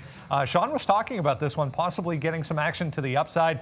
Did clear that pre-market high back up to 22, looking like it might want to push even further. But 24 yesterday for Bed Bath & Beyond. Guys, back to you. I actually forgot about that one there on Bed Bath & Beyond, but there goes Palantir. So yes, we've just been crushing that. 2 positions on right now. 75 cents in the money on DraftKings. Did I say 75? Check. 85 cents in the money on DraftKings. 10 plus cents now in the money on Palantir. So we'll wait to see. Making a lot of money on these trades. So that's a good one. Okay, let's go. Simeone, what is up? What software do we use to push this out? So to answer the question, guys, Black Magic Design ecosystem for the show and Hilo streaming. So that should answer that device to YouTube. So that's how we stream it to YouTube. So thank you for the contribution again. And not only are we answering those questions, we're answering other questions as well, including what up, Palantir? Going to the high side now. Big time win. We're long at 17 right now. Why did we get so much out here? We had a problem at 30. I told you we were going to hold this close. Now we have 50% off. And Brendan, this name is winning. Forget about the gift horse, man. We're going to look this one straight in the mouth. What's up, Brandon? Great opportunity down there, for PLTR. AUVI, we mentioned this one earlier, straight higher in the pre-market. Little LED light maker. They teamed up with another company. Downside halt here. I was sitting here waiting for any kind of up move to get involved in this. Totally missed this move back to 1050. Now halted downside for AUVI, guys. Yeah, I mean, I don't have locates for it, but I'm all over this one if we get any kind of a push back up. And once you get a halt to the downside, I think I'm definitely going to like retracements a little bit better. But it is worth noting, I mean, it had just bounced off of an 865. So if it opens higher and cannot break 11, ooh, yeah, we're going short on AUVI if we get the chance here. Like I said, going to take some XSPA out already. But I do want to jump back over to Zoom, guys. This is going to be a missed opportunity. It's going to happen to you sometimes. I mean, I like Tupperware. Yesterday I had Hog. Today couldn't get Tupperware. As the move in First Solar was happening, Zoom did give a 525 bounce. But look how shallow this came in here, guys. A couple of times it gave you some bounces for $5. But it's still sliding down. So that 520 mark where the breakout occurred on Zoom that we're mentioning, certainly a couple of days ago, 520, 521, it looks like we could get a level test and Zoom below there. Probably going to give you down toward that 500 at some point. So got to watch out for Zoom here. It is continuing to flush. 520 is going to be a big level. And ho-hum, guys, I think the biggest stock net-wise for any of us besides Brendan, who's been crushing it over there, is DraftKings. DraftKings, big move to the upside, guys. $1.20 now in the money on DKNG. One in, rate early, and bang it all the way to the upside here. Ding, ding, ding, ding, ding. Look at this move by DraftKings. Like ding, ding, ding, ding, ding, straight to the high side. Probably worth getting some out now. Let's just hold. It's a monster stock for us. We'll continue to hold. Another monster move right now on board. This stock, we just got some out. It came up to 40. Didn't even realize that was VWAP was focusing back on DraftKings there. So get some more out. Big time wins here. What a great show so far today. What up, B? Just checking on Southwest Airlines. Yeah, I mean, travel names across the board are going to be weak, guys, with the COVID-19 situation. Have a look at Love here. Southwest down 4.6%. Just made a day low. On volume, they announced a special holiday sale for this year. But nevertheless, still lower on the day, guys, for airlines. Yeah, airlines. I'm waiting here for Microsoft. I mean, I do think there's a possibility that this could be somewhere near a bottom. So we'll take a small look here at 205.50, and then we'll wait for a little bit longer downside. And if 205 breaks, we'll get out. Just seeing if the NASDAQ wants to get back going. Like we said, Microsoft, not a horrible report, but we are negative on Microsoft today. So there we go. We take a long at 50, and now it just drops straight to the downside. So definitely watch out here. I haven't I've been good on Microsoft with these shorts, but I didn't hold long enough. So my positivity on this stock maybe is too much. Here it comes back down to 205.20. Good opportunity to double down and then watch this 205 break. Yuck. 1 minute until AUVI should open back up from its volatility halt. NEO, I talked about trailing it, got out for profit when it broke that 75. We had an 80 short. It's coming back up to test that 27 even. AUVI is not the only thing that we're waiting for to open. Of course, I think we mentioned Root, the IPO today. Insurance play, sort of like, I don't know, like the lemonade of car insurance. I guess that's the way to put it. We don't know when it's going to open up, but I think it was like 27 the issue. And it's locked and loaded, ready to go. Can't predict when it's going to happen, but I'm ready to play this one here. AUVI is going to be top of my mind. Amgen, I'm going to do the same thing I did before, where I lighten my position as it approaches the top because I want to take a real stab if it either rolls over or hopefully gets to 130. But it's AUVI in front of 11 that I want to catch if it is a bit of a short opportunity. And we're going to open any second here, so I can't really move away from it because I'm trying to play this off the open after the halt. Wow, Microsoft comes right back to the upside here. So we're going to wait to see the last chance here breaking through 204, 203.95 or so. If that one wants to break down, we'll see that. But look at Palantir, guys. It goes all the way back up to 45 there on that. So Microsoft, we lose. This one we do not. We're going to get some more out at 42, hopefully. We're long on this one at 17, so big win here. We're only negative on one stock today, and it is actually Microsoft. We go long again. Now it comes right back to where we're in. So we still have that 205.13 long, but we did get stopped out of that. So 50-cent hit there, but now we need 50 cents to go back the other way. Man, this has just been a crazy morning. I'm just really happy with the way. Thank God PLTR came back to life for us, and we were able to make a little bit of money. What up, Pete? First Solar, the one on the watch list, guys, but worth having a look at Jinko here as well. JKS back to the downside. So had the huge run up. We've been talking about it moving back downside the past couple of sessions. Tested 63 there, that aftermarket high, and then right back to 60, almost day lows here for JKS. If you put a new stop in or change the stop level, make sure you cancel the old one. I accidentally got into a NEO there when it broke 27, but just got right. I didn't want that long position. I took a breakdown of AUVI at the previous low. If it breaks through the sort of the halt price here, that 9 area, I'll just get out of that. The real short I like, of course, is if it's going to take out this 10 and then give you a shot at that 10.50. But if it wants to hold lower, I will take a try here. But I'm only risking about 30 cents, which is not a lot, especially when the stock came from $6. It's just a first try. I liked it much better if it actually had tried to move to the upside initially on that reopen. But a break of the bottom is going to be worth it as well. So I got a position here at 67 short, and I'll only give it to that $9 range. If it breaks, I'll get out of it and see if we can't get this one down below $8. So DraftKings now, guys, $1.40. So we'll just keep doing the backflips. If you guys have DraftKings, unfortunately, I got out there. I thought I put a 75 break, but I guess maybe it was 85. So we got out at 38.87 there. No real reason to get out there. But if I said we were going to hold DraftKings. So if you still have it, that's great. This is a big move up from the bottom, even though we're only up 1.5%. Watch the market, though, guys. It is now starting to head on high side. So good for us on that one because we do have Microsoft long 205.13 back up to 205.60. Let's see if we can get some out here at 206.25. That's Microsoft. I'm looking to get into some Fastly as well. This is about the right price for me here now. How much we've come down to $72. I said we'd try to get in on our long-term account in the 70s. So I think today that would have been a good opportunity. Touches down as low as 71.80. Need this to drop a little bit more. If we can get this one near VWAP 72.60 or so, maybe we'll take it. But Palantir still going high side now. So really happy with the way that one's working out. Everything's good, man. Hit the like, hit the subscribe. Over 5,000 now watching, and we don't even have 1,000 likes, guys. Hit that like, and let's get going on that one. Here goes Palantir. We're spinning the money around on this one. Guys, 30 cents now in the money on Palantir. Let's take some more out. We do that, and bang, monster win there. Hells to the yeah, slaying the dragon. Upgrades and downgrades, though, at the board with your boy. Let's go.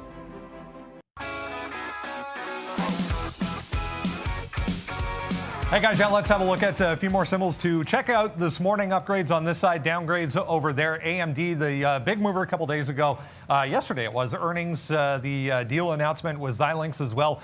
First Solar, Lululemon, and Microsoft lower still, even though it did catch an upgrade, or a couple of upgrades actually on that earnings report.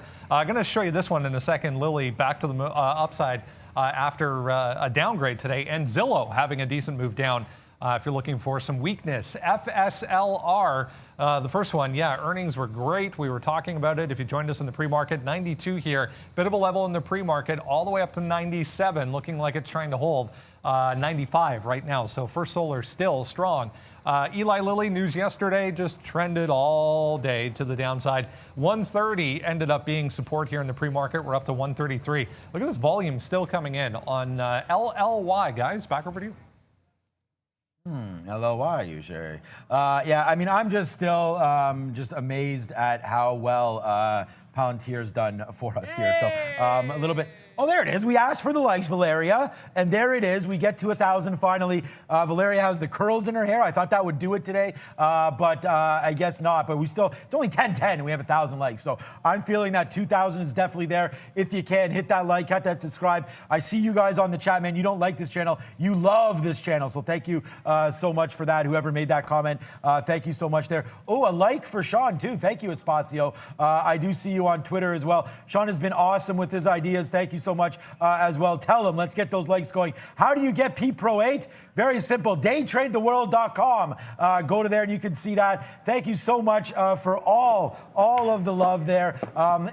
You know, me, Neil, Brendan, Valeria, and you know, we're not even the hardest workers here. That belongs to Rob and Lucas over there on production. So thank you so much. I mean, the show wouldn't be what it was if we didn't have such a great production team. But yeah, we need to have the ideas, right? So the ideas for trading, trading's good and it's a great job to have, but you gotta stay disciplined. If you can't tell, you gotta do something that you love, and that's why I'm here. So I'm gonna be here every single day for you, and you know, barring a sickness, barring the markets being closed, we're here every single day. So let's just keep on rolling these profits, man. I think Palantir is probably a little bit exhausted now to the upside. We make it back on this name. What a great move this was. Upside, just got some out near 50s, 48s, 47s, 46s. We're pretty light on it now, guys. 10% of our position only, but Palantir has been a money spinner today, at least in the last half hour. Money. A little bit surprised that off the reopen on AUVI, it's a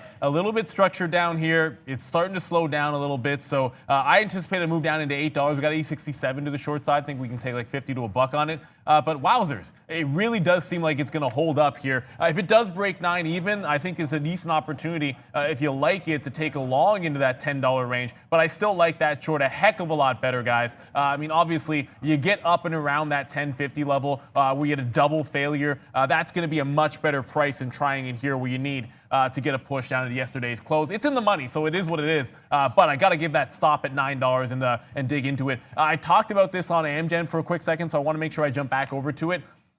Right here, I took some shares off when it broke back above that 110 and then started a new position that I'm going to work right here. I took some at 110, some at 118. I wanted the opportunity to be able to load up if it does retest 125, 130. I like 125, 130 as an area range as opposed to a hard stop, and it does have that top of the day that we have to concern ourselves with. But taking a bunch of profit out when it got down to that dollar and then getting some back out at that break even is the way I'm trying to manage MGEN here.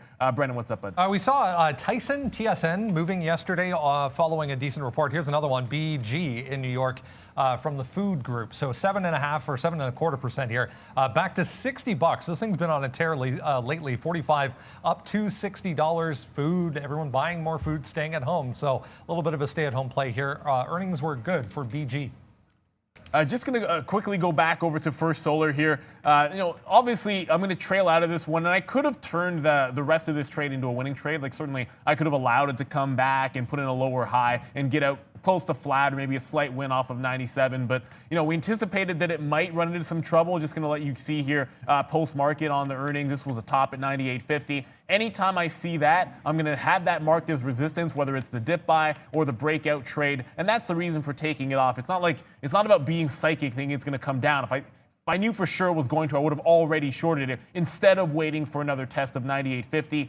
Southbound of this level here, this 94, they might really start to turn into a sell, but I really want the market to be going for me if that's going to be the case. AUVI is grinding a little bit lower here. One thing to watch out for, it's already halted once. If it starts to pick up on an 8 even break, and I think it's going to halt again, I would just cover the position going in any halt. I think it's unlikely, given how much it's started to slow down, but it is in the money. You have to consider not just the things that can go right for you, which would be a continuous fall, but I don't want to get caught in the halt, even if it's in my favor. I'd want to trim the position either altogether or at least down to like 10, 20%. No more than that holding through a halt on AUVI. In the money, 30 cents, but got to have more than that. If I'm going to risk 30, got to make more. Brendan, what's up? CoreLogic, CLGX here. Just saw this halt above 77. This is a news pending halt, so it's been halted since, just 2 minutes. But this is actually news pending for CoreLogic, CLGX, halted, guys. Okay, we'll have a look at that one here. Looking to get some more Microsoft if we do dump again. Tried to pick up some down here at 204.50 and missed. So, not great on that execution. Wish we would have had that. But now the Microsoft and the market is coming back down, trying to make new lows here. The NASDAQ down an ugly 3%. We haven't checked out Apple. Apple reports tomorrow. Buy this stock on dips. I'm not going to be buying today. We're going to wait for earnings on Apple. But, obviously, I love this name. And we'll just continue to look to see if there's going to be any rebounds in Apple. We'll take a little bit of a longer look on that one. Square down. I mean, everything's down today. This is a great day to go shopping, I think, at the end of the day. I think we'll do that. As soon as the show's over, I'm going to go shopping a little bit and see if we can't pick up some stocks on the dirt cheap. Don't buy Amgen. I'm half joking because you're not buying a penny stock. It wasn't a penny stock. It is about to be again, but a downside halt in MGEN. So you're going to see. I took a lot of shares off. I talked about the reload up in the teens. I did get a bunch up here. That's why I took it off at 10 so I could load up at 15, 16, 17. But it looked like it was going to halt on me. I ended up being right about that at 101. So I just punched out a bunch of shares right at 101, only holding on to just under that 30% mark for that short trade. I don't want to hold to a halt even if it's in my favor if I don't have to. So MGen continuing to slide. AUVI slowing down. Brendan, what's up? That CoreLogic CLGX looks like possible buyout rumors here. $80 per share they're talking about for CLGX. So news isn't out yet, but halted CLGX for news pending. Already rumors flying around about $80 per share, guys. That's right there. $80, huh? Okay, we'll look at that CoreLogic's a good one. I mean, look, there's lots of buys possibilities here throughout the market. We've talked about that over and over again. I think there's a lot of good value now in some of these market plays. So watch out. We just talked about bottom picking, and someone's going to do that to CoreLogics, just like AMD did to Xilinx yesterday. I love AMD, man. We're going to be backing up the truck on that stock as well. That might be what we wind up buying tonight off of that Xilinx news and just a dilution of shares yesterday on a $35 billion deal. Okay, Microsoft right here. It's got to make sure I have the stop order in because we are back into this name right now. Microsoft looking like it wants to do some damage here, making ways back to the upside. We got long at 204.60, so that was a good trade. Let's see if we can't make the magic happen now. More to the downside on this name. Now it goes back to the upside. Got to take some off here if we can, and there we go. Out some. Did we get some there? No, we did not. We tried to get 08s, and did we get it again? Yes, we did. There's 08s there. Nice little 50-cent win. So bang it off on Microsoft. Now let's just hope that we go to the high side now and we maybe have this bottom, 204.58. That's our price right now, 204.61. So let's see if Microsoft can hold the bottom of 204.50. That's where we're long. So let's see. Good position here for Microsoft. 50 cents in the money and 20 cents in the money on Palantir, but we're out. We have 5% left.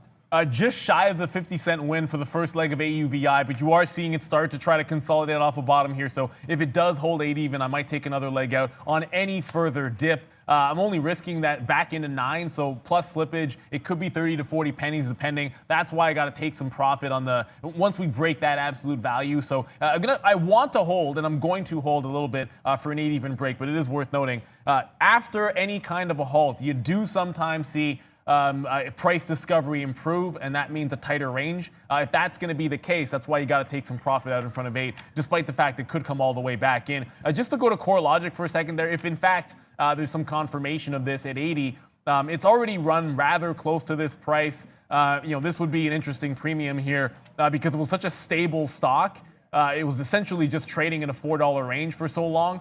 So you can basically just call it exactly what it is, which is not a gigantic premium given some of the ones that I've seen recently. And that doesn't mean that I think it's going to trade through the price, but I would expect it with confirmation to trade very close to that 80 price.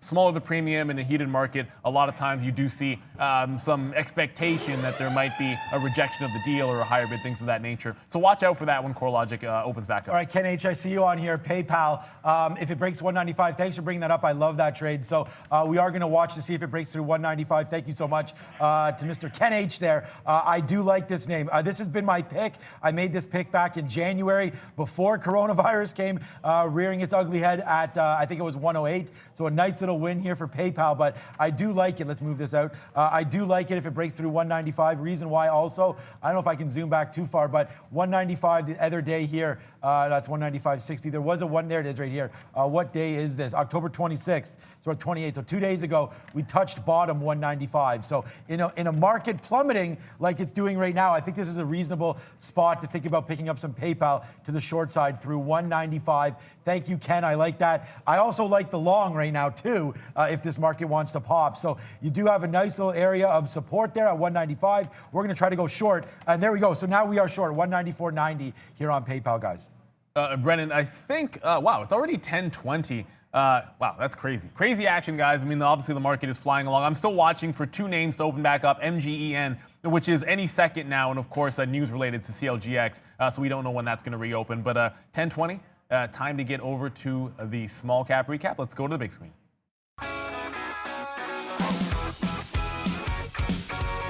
Hey guys, yeah, let's talk small cap world. A little bit quieter today, not as many names to look at, but decent moves nevertheless.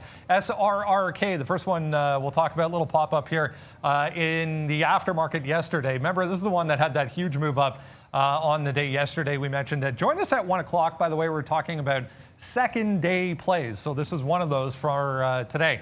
This thing was a heart attack at the open. Very, very thinly traded. Not a lot of volume. 33.50 here. Pretty obvious level. Support and resistance in the pre-market. So I was just working off of 33.50. Took a little tiny FOMO trade there to see if it was going to go, but 33.50 ended up being the spot out in front of 30, so $2.50 to the downside there at the open. But you had to take that initial move because when it started to go back up, it was pretty scary. Yeah, here's MGen through $1, so it failed the first time. There was a massive bid that showed up at $1 as they typically do, but looks like we're finally through $1 here for MGen. Pretty straightforward. I was using 130 up there. Would have added more. Up at 130. We'll move on to ISIG, another second day play. We'll talk about 130 here was the level I was going to kind of work into a position all the way up to 130. Got down to 114 there, a little tiny scalp, but ISIG as well, guys. Back over to you. That's worthy of a yeehaw action. Oh, wait a minute. I'm not supposed to hit that key when we're looking at that. Oh, either way, worthy of a yeehaw action. I love that MGen look. When it reopened, like I said, I was holding on to a little bit of those shares. I always take it off in the event of a halt. I don't like holding through halts. It opens below or basically right at $1. Flushes back down to that 95. We took some out before, so I'll take some out again. Now we're holding through to the 85 target that I was looking for on MGen. AUVI does continue to break down. If it breaks 8 even, I'm going to hold the last of these shares through that. Like I said, it was starting to consolidate and find some price discovery, so I wanted to make sure I took my profit in there. So I'm going to end up with, get the 60-cent win here. You get like the 40, 50-cent wins in there. And now we'll try to hold on just for the last quarter here. If we can get a move, down halfway towards that previous close, it was at 640. This consolidation or the reopen started at 9. So you sort of cut that one in half and think we might get closer to that 750 mark on AUV. I'm not expecting it goes all the way back to previous close, but 750 a reasonable target for me. So Microsoft right now, nice little long happening. We're long at this bottom, 204.50. Still trying to make moves upside. It stopped at 205.75 a couple times. So I think we'll take our first dollar off if we can. 205.50, we'll get it out there. I mean, again, it has to move, so we are waiting for that one to go. Microsoft 205, maybe even a little bit. I mean, that's a couple times now. I got to look at it the other way. It's stopped a couple times here at 205.25. So again, if this market wants to keep going downside, we will lose on this position. So I don't know, man. 205.20, it's bounced off just a couple times. I'm going to put one here at 205.50 anyways to see if that happens. PayPal, we take this short. It just bounced around. We could have got out for flat. It's never really gone in the money except for that first 20 cents when we first took the trade. So waiting on PayPal to make moves southbound here. What's up, Beat? Tough to find anything showing strength at this point right across the board. This one a little bit, though. Six Flags reported, obviously, theme park, so not good. They reported a loss bigger than expected. Revenue was a problem as well to the downside. So Six Flags holding, though, just below $20 right now. If we can get above that, maybe starts moving back up. So big time levels here for Six Flags, guys. Interesting. I wonder if Disney's selling off. They're only down 2% now that I look at it. I just wanted to come back over to First Solar. It is continuing its flush. Like I said, I didn't have a crystal ball as to whether this is going to come down. But 91 was sort of the price that we bounced off before. That was the level I liked. For a dip buy, we picked it up, unfortunately, at 92. If you catch it on the way down, you're sitting with an order, great. You get 91s or close to it. But if you try to catch it on the way back, as it goes through the upside, you're probably going to get those 92s. If it bounces again and shows us a higher low, I'll take another chance to the long side, anticipating that it probably stalls a little bit at 94. But you know what? As I'm literally looking at it, it just crushed $2 immediately down through. So you can throw that out the window. There's not going to be any dip buy if we aren't even going to give a little bit of consolidation on Fastly. So one stop order just got taken out big time through 92. I'm going to step away from this on the long trade and be happy that we caught this move to the upside, because clearly, First Solar has run out of steam big time. For First Solar, good trade early on that one. Okay, so Microsoft, where do I even have my orders? I have too many orders out right now. 205.91, yeah, that could happen soon. 205.34, boom, there it is, chicken dinner winner right there, 70-cent win on this number. 204.60, I know a lot of you guys are watching Softy. It's a big name here today. It's held 204, great. This may be a spot to pick some up. Good win there, 204.63, in, out, 205.38. Now we'll just cancel all of our orders there. We did have more to, we'll still hold our bids, but we do wait for now upside move here on Softy as that one's trying to go. Palantir's still upside. We just took some out there at VWAP. We're holding small. I might as well just get out so I don't have to keep looking at it. And then PayPal just bouncing around. I got to say what's up to Ken H on the chat for giving this up to me. We do like that kind of a break. This is the kind of consolidation. You guys watch the show, not only for entertainment and for trading, but also for ideas and education, right? So here you go. Bounces down here, 195. That's early. Retraces all the way back up. Comes back, tests again, has some consolidation. So we play the break. And here we go, man. Back in the money, 25 cents on PayPal. So let's wait to see if this even more. 30 cents now. Let's see if we can get it down. We'll take some off in the 50s. But here goes PayPal. Once again, we did it again, guys. So another win here on PayPal to the downside. And what a great out on Softy as well. 205.50. So yeah, hell yeah, we're making that money today, guys. The market just keeps pushing lower. I think it's about time to get out of this PayPal or of Microsoft and just let this thing keep falling, guys. Yeah, let's let some of these names continue to go. And we say this almost every time there's a bit of a flush, and it's worth bearing out. If you have shorts in the money when the market is flushing like this, sometimes you just sort of cancel some bids and let it run. Think about a trailing stop along those lines. AUVI test here at $8. If you're still long this name, I don't know why. But certainly there's the test and there's the break, and hopefully we can get a move down. Not much of an offer as we broke 8 even, so not a lot of momentum in it just now, but it's still sliding down. I'm looking for my 750 target. Give me that dollar. Brennan, what's up, buddy? Community Health, another one from the healthcare group here with earnings. So they reported actually this morning, pre-market here, CYH up 28%. Beat right across the board, holding 560 right now, which is kind of this high, prior high. So recent highs for CYH after better than expected earnings, guys. It's free 99. Yeah, what maybe you guys are talking about is our watch list as well. Definitely, guys, hit us up here. Let us know if you're loving the show or not. Big wins, man. We just got out of PayPal there for 50 cents. Still waiting for more downside on that one. So the damage is not done for you yet, PayPal, I'm hoping anyways, especially if this market continues to fall like it is. This is our morning movers, guys. This is what's free 99. Make sure you sign up for this. Boeing on there, Microsoft on there, First Solar on there, UPS, whatever. You get the idea. Check the chat. Watch list, tradertv.live. We are posting that up every single day for you. And bye-bye, PayPal, as you make new lows on the day, ticking down into the 40s now. So we have this one short, 195, so good trade there. Microsoft, still a baby long, but I'm going to get out of this in the 90s if we can do that, and just capture that profit and get the hell out of here, because the market down now 3.5% and still 3.25% and still moving, guys, to the downside. There goes PayPal. Hells to the yeah. Siren alert. We're blowing accounts up today to the downside. It's been a monster day. I hope you guys, bye-bye PayPal. I hope you guys are still short this name or short it, period, with us. 75 cents, 80 cents now in the money on this big banger. So here we go. Market still heading south side there. As I see Valeria getting ready for a spot right now. Wow, that touched 194. Let's put an order at 194 and get out of some of this. Take the dollar and run right now. Microsoft, we go upside on that one. We get out Microsoft at 91. That's a 50-cent win. So, guys, dollar on PayPal, 50 cents right there on Microsoft, 40 or 32 cents on Palantir. It's a good day here, guys. Brendan, what up? Another one to have a look at here. We've been mentioning this one over the past couple of days here. weekday, that Chinese social media platform, just popping up on a volume scanner again.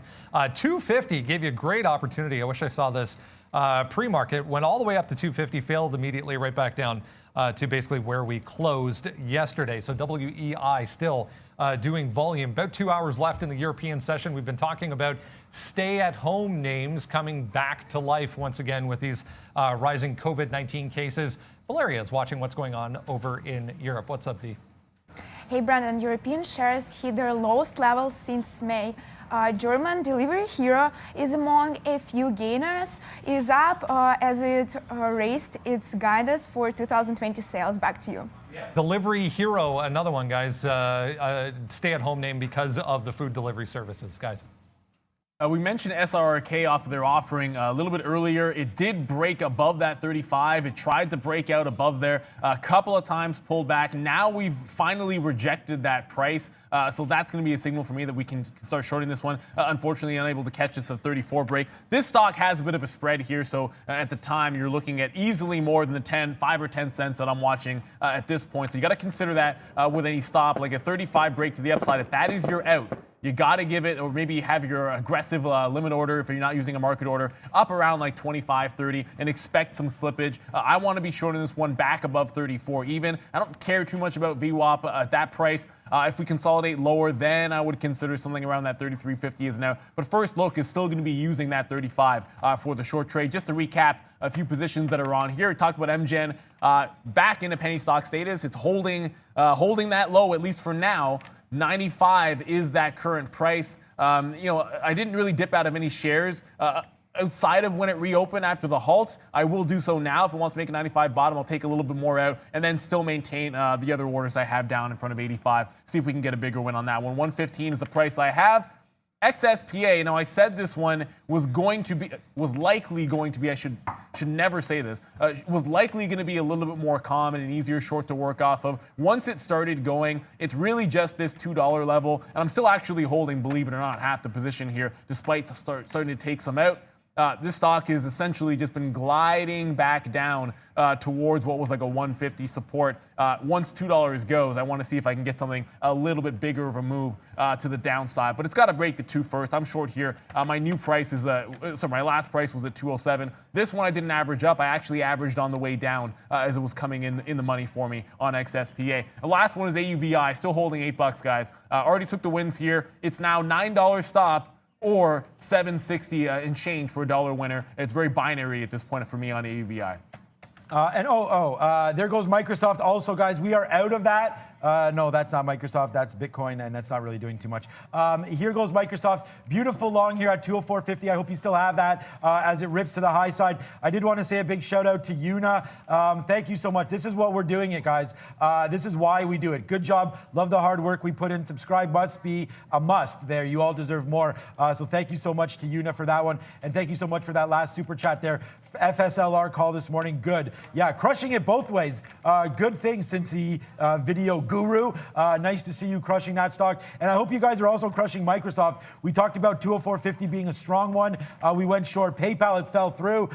So we did get out of our Microsoft. But wow, what a retracement play on Microsoft. Let's see if we can go long at some point. Palantir still 27 cents into the money. So big stocks today and big wins, man. What a great day. I hope you're having fun with us. Hit that like for sure. Let's get to 2,000. Let's go. Brendan? GSK, guys. Glaxo, another one pulling their full year forecast today. This thing's been in trouble. Wow. Just straight downside for GSK on the daily chart. Almost 4% here today. Holding under 34. Looking like it might want to break right now. Again, primary listing over in the UK, but GSK, guys, pulling their full year forecast today.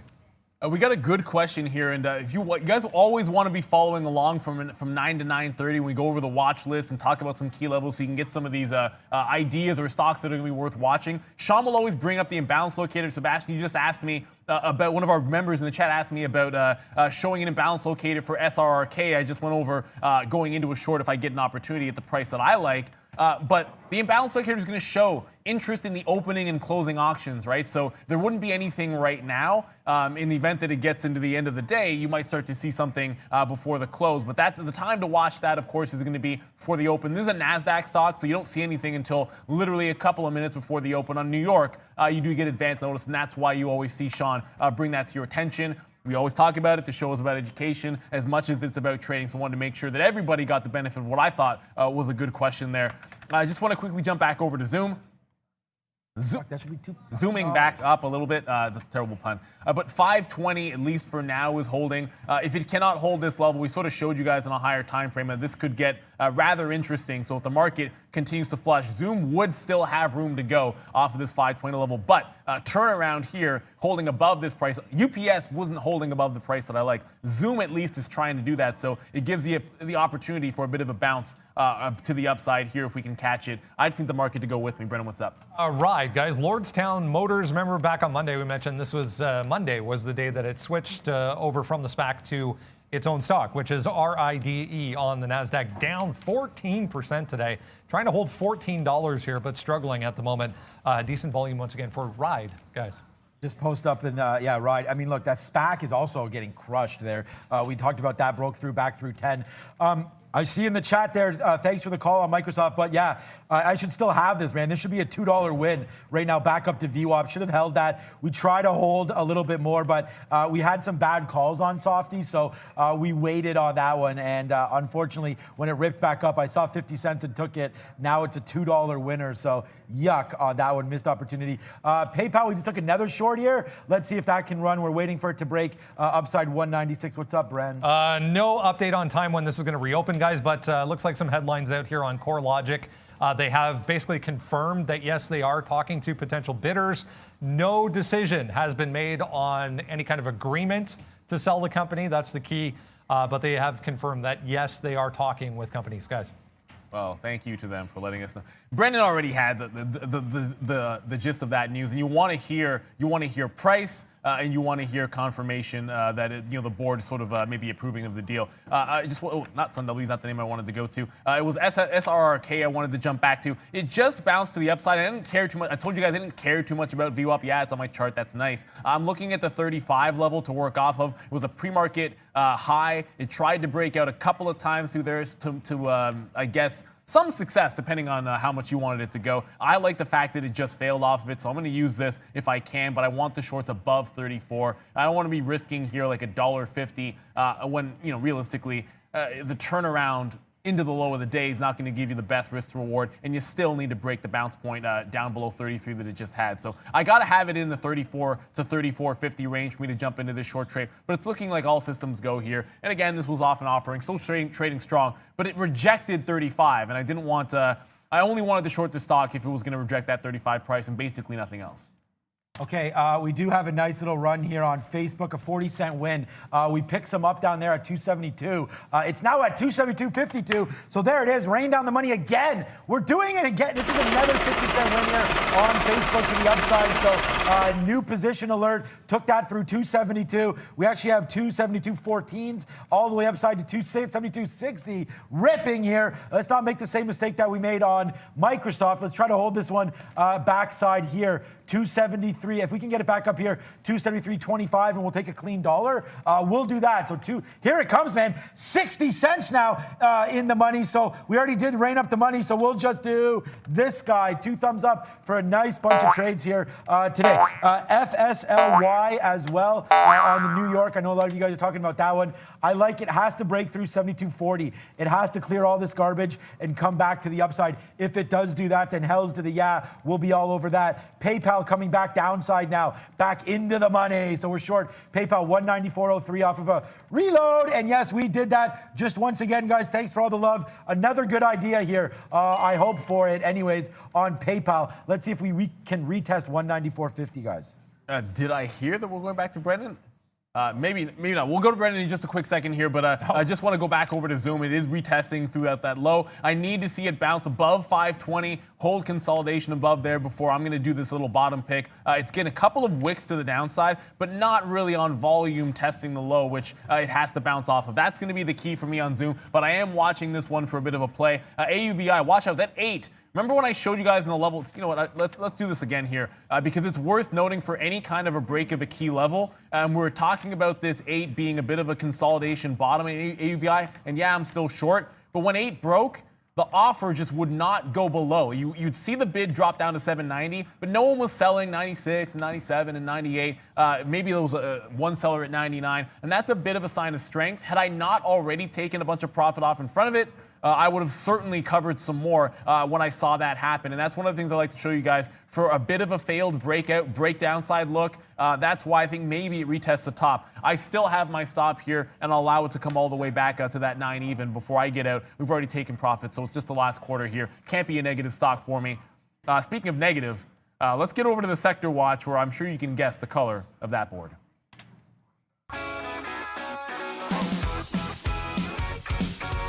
Hey guys, yeah, let's have a look at the S&P 500. Ouch, it's not good today, that's for sure. Very, very red right across the board here. We're approaching 3%, 2.71% right now for the overall S&P. There's very few things here standing out to the upside, but we'll talk about ADP, GE as well. Earnings better than expected. Remember, profit versus an expected loss for GE. So holding on to 9% for GE, MAS, a little one here, and TT at the bottom there, 4% as well. All earnings names. Everything else very, very red. Pick a sector, really. They're all going to be to the downside. Just wanted to point out energy stocks really leading, 4% still for crude oil or thereabouts. Healthcare, real estate, consumer staples, also all very, very negative so far today. But this group leading, the banks to the downside so far. CME, Ben, SYF, all 4+% in negative territory. Semiconductors, every single one in the group in negative territory. Just ADP here in the software names in positive territory. It looks like another one actually just went positive as well. But everything else led by AKAM, that was earnings, MAV, DXC, and ADSK, all 4+%. Industrials, I sound like a broken record. A lot of 4+% coming through here so far. Love, UAL, AAL, the travel names, DAL, 5.7% to the downside. So transportations are getting hit. If you're looking for something that might pop out as strong, have a look at the consumer durables goods. There are a few names starting to go back to break even. But yeah, pretty widespread declines here. 2.7% for the overall S&P, guys. Back over to you. Okay, guys, and we come back, and it's a big one. We've been smoking today here, guys. Facebook, another 50-cent win. You can see on the board down below how much exactly we're taking out of these names. In here at 18, out at 50, in at 03 or 02, and out at 548 again. So nice wins there. Back-to-back 50-cent wins here on Facebook. Just watching it move up, down, and around here. Again, these wicks, I got to watch out for these stop orders because these aren't actually happening. We do take some questions on dark pools and how that affects the market. So watch out here on some of those moves. But again, another one. So we just cracked it off. A good couple ideas there on Softy and on Facebook. I said I was going to put Facebook maybe as my new favorite stock. And since we've said that, I think we've pretty much crushed it every time. Microsoft's a small loser today.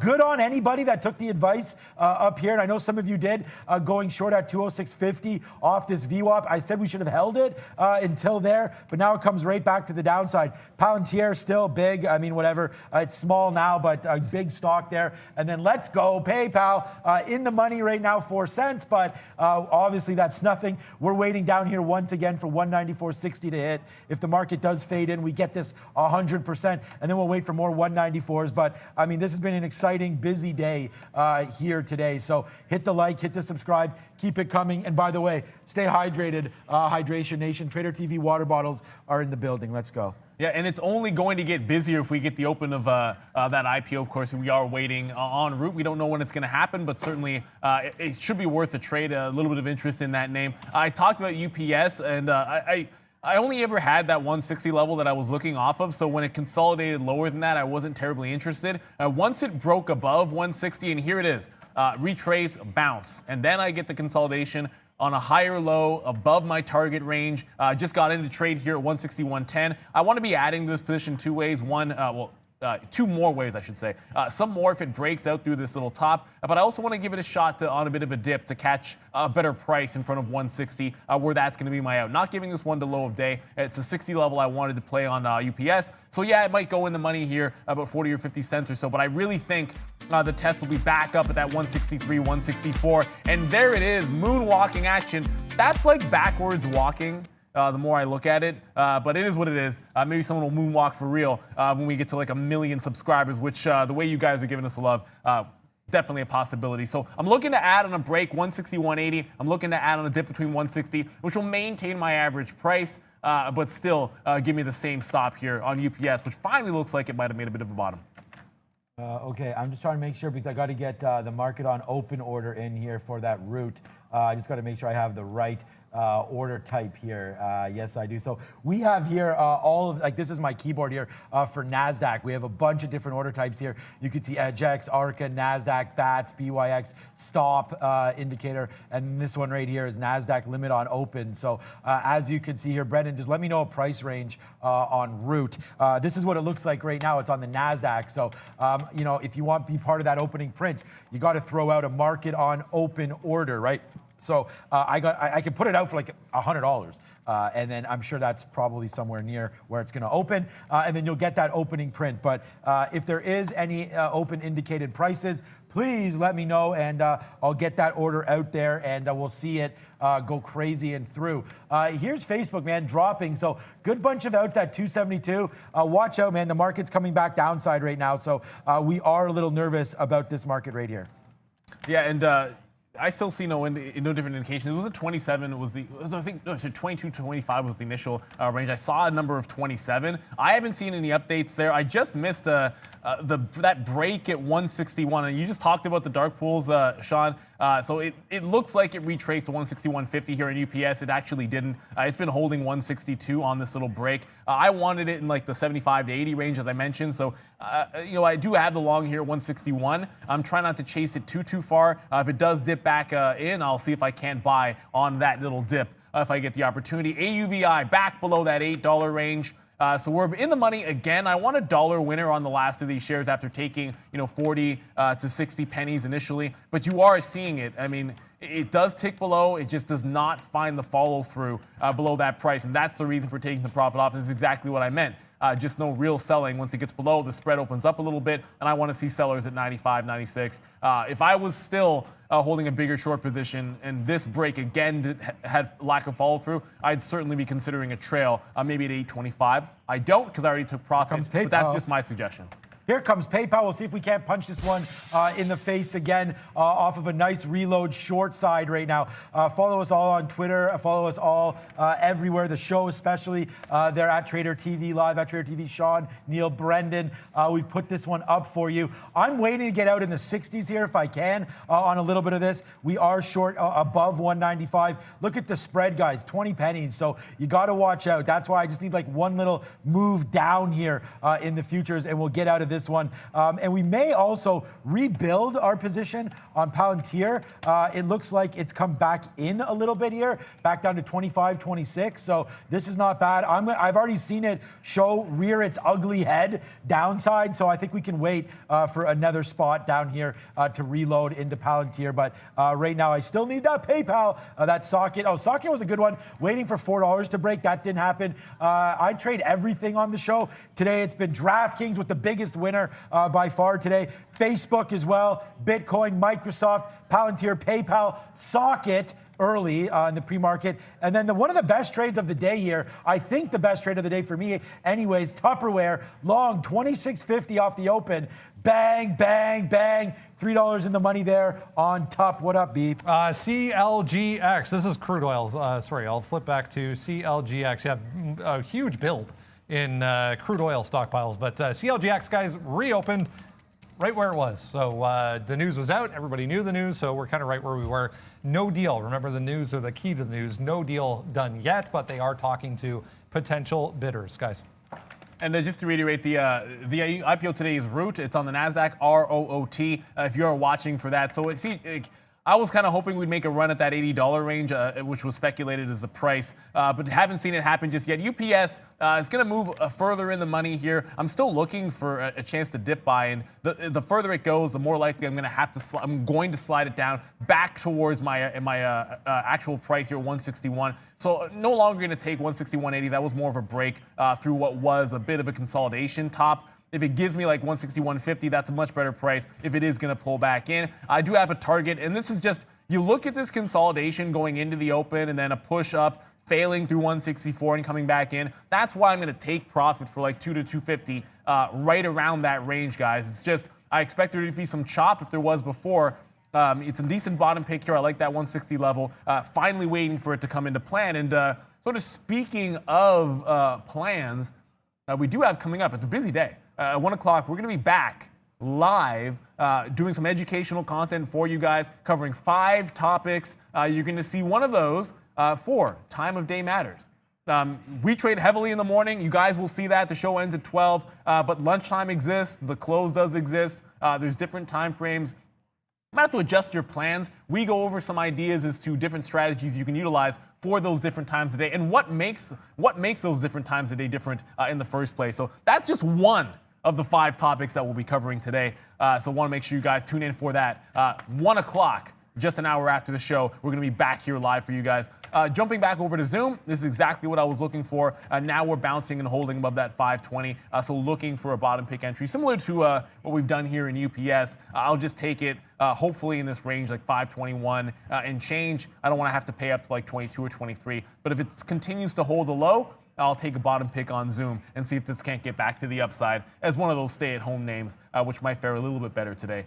Already 1050. Let's see what's up in the world of money, which is what it's all about. Brennan, Money Talks.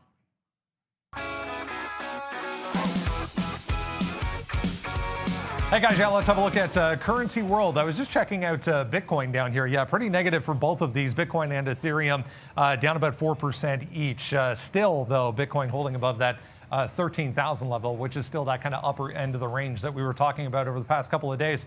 Elsewhere, we have US dollar strength, volatility coming back into equities. That typically means people go back to US dollars. So US dollar strength, meaning a lot of these are going to be in negative territory. Look at the CAD here, a full percent to the downside, 75 cents.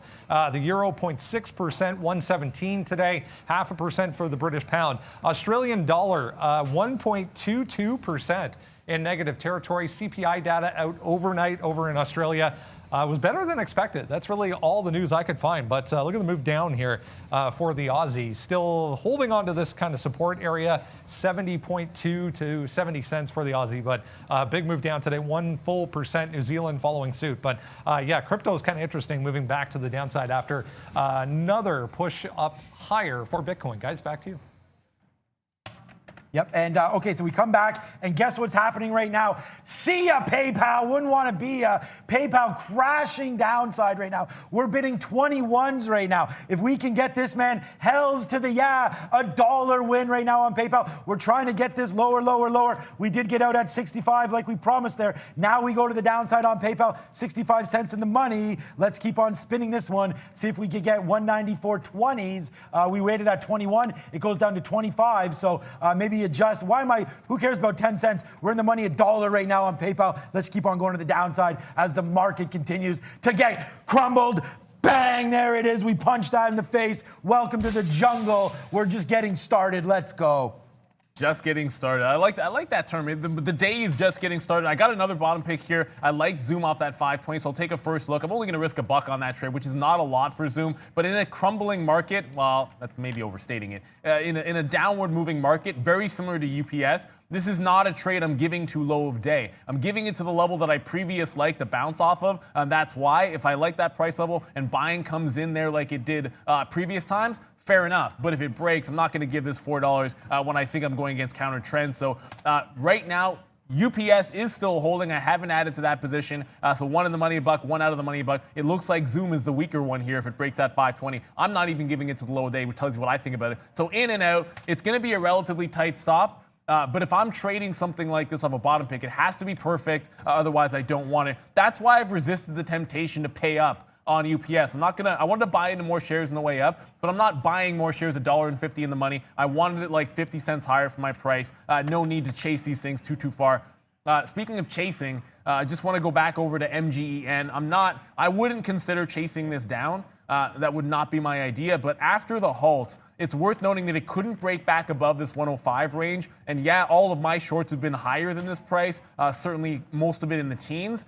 But if it does retest and cannot break this 105, if you can get it like 1 to 105 with a 105 stop, there is still that chance that if it comes to my target, there's some more profit to be had. So if you were following along in the pre-market or during the small cap recap when Brendan went over this name, or at all these times when we've had this short, you know where it's possibly headed and where I like it, but it doesn't mean you still can't jump into the party. It's just a different risk to reward here if you take the short at 2 and 3. You don't want to give it too much past 105. You're not shorting it to 125, 130 if you short it down here, guys, just to be careful about that. Yes, I'm short and I like it, but if you take it now, don't give it that far. All right. Yeah, look, I mean, short is not wrong today. So if you've been short today, congratulations on all of that. It's been a wild ride. We absolutely destroyed PayPal there. Got beautifully out. Now we're holding a small spot left right here, but that's why we go crazy on getting that out to the downside. What a great print that was. 194.20. Are you kidding me? Good move to the downside. It does just blow back up there to 195.20, but right back down. Watch out. This market is not done. I don't think hitting the downside. We talked about this about an hour ago. We were down about 3 1/4. We're still down 3 1/4. We did travel upside again. This is the day, maybe at the end of the day. We'll have to see what happens with Apple and Amazon tomorrow. But there is a possibility here today that you might have a good chance to pick up some of these stocks on the cheap. And I'm still waiting for 200 on Microsoft. I think that's better, obviously, if you're trying to go long. But there is a 190 peg on Microsoft coming as well. So that could be something to watch out for. Apple, if that ever gets anywhere down near the $100 mark, then load it up. But right now, Apple's struggling to move down. So I do think this market may be getting close to finding a bottom. What's up, Bren? Another one getting crushed today. Callaway Golf, guys, ELY down 21.5%. They picked up the rest of that Top Golf driving range franchise that they didn't already own. So now they own 100% of that. $15 here trying to hold as support. But ELY down better part of 22%. Definitely not golf season here anymore, but somewhere, I'm sure, guys. Not a yeah. good buy. Like, why would they? I mean, that's probably why they're getting hit. I mean, look, they're banking on vaccine and COVID there because, no one's going to Topgolf right now. You go as a party and you go with people, and that's banned here anyways in Ontario. And I know it's banned in a lot of places down south there. So look, good on Callaway. I think it's a good move there. We'll see if they can get it going back to the downs or upside there off of a big move. What did you say that symbol was there again, Brendan? CLY? ELY. Oh, ELY. Okay. NY, I guess here. Let's just have a quick look at that one on a longer time frame here, just to see. ELY for Callaway. I wonder, I don't know why that is the symbol, but okay, yeah, down 22%. A longer look here. I like the move. That's why I'm looking at this.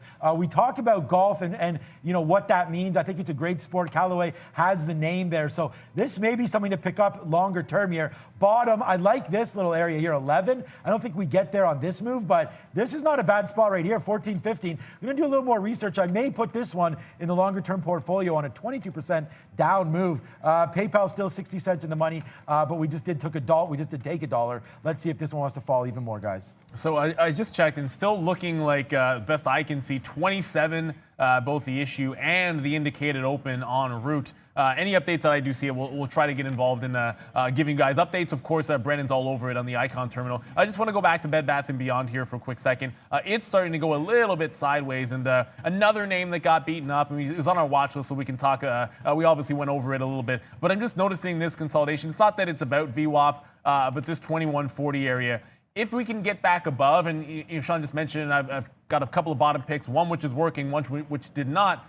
Bed Bath & Beyond could be one here that's a little bit overdone, and I think a potential move through what is 2140 and what happens to be VWAP. I just want this to turn around in the market a little bit before. You're getting some consolidation on the NASDAQ and the ES already starting to bounce to the upside, which is why I'm bringing this to your attention. I'm going to look for that dip by an UPS if it gets down to 160, 150, but I'm being very, very picky about the long trades right now, just UPS for now.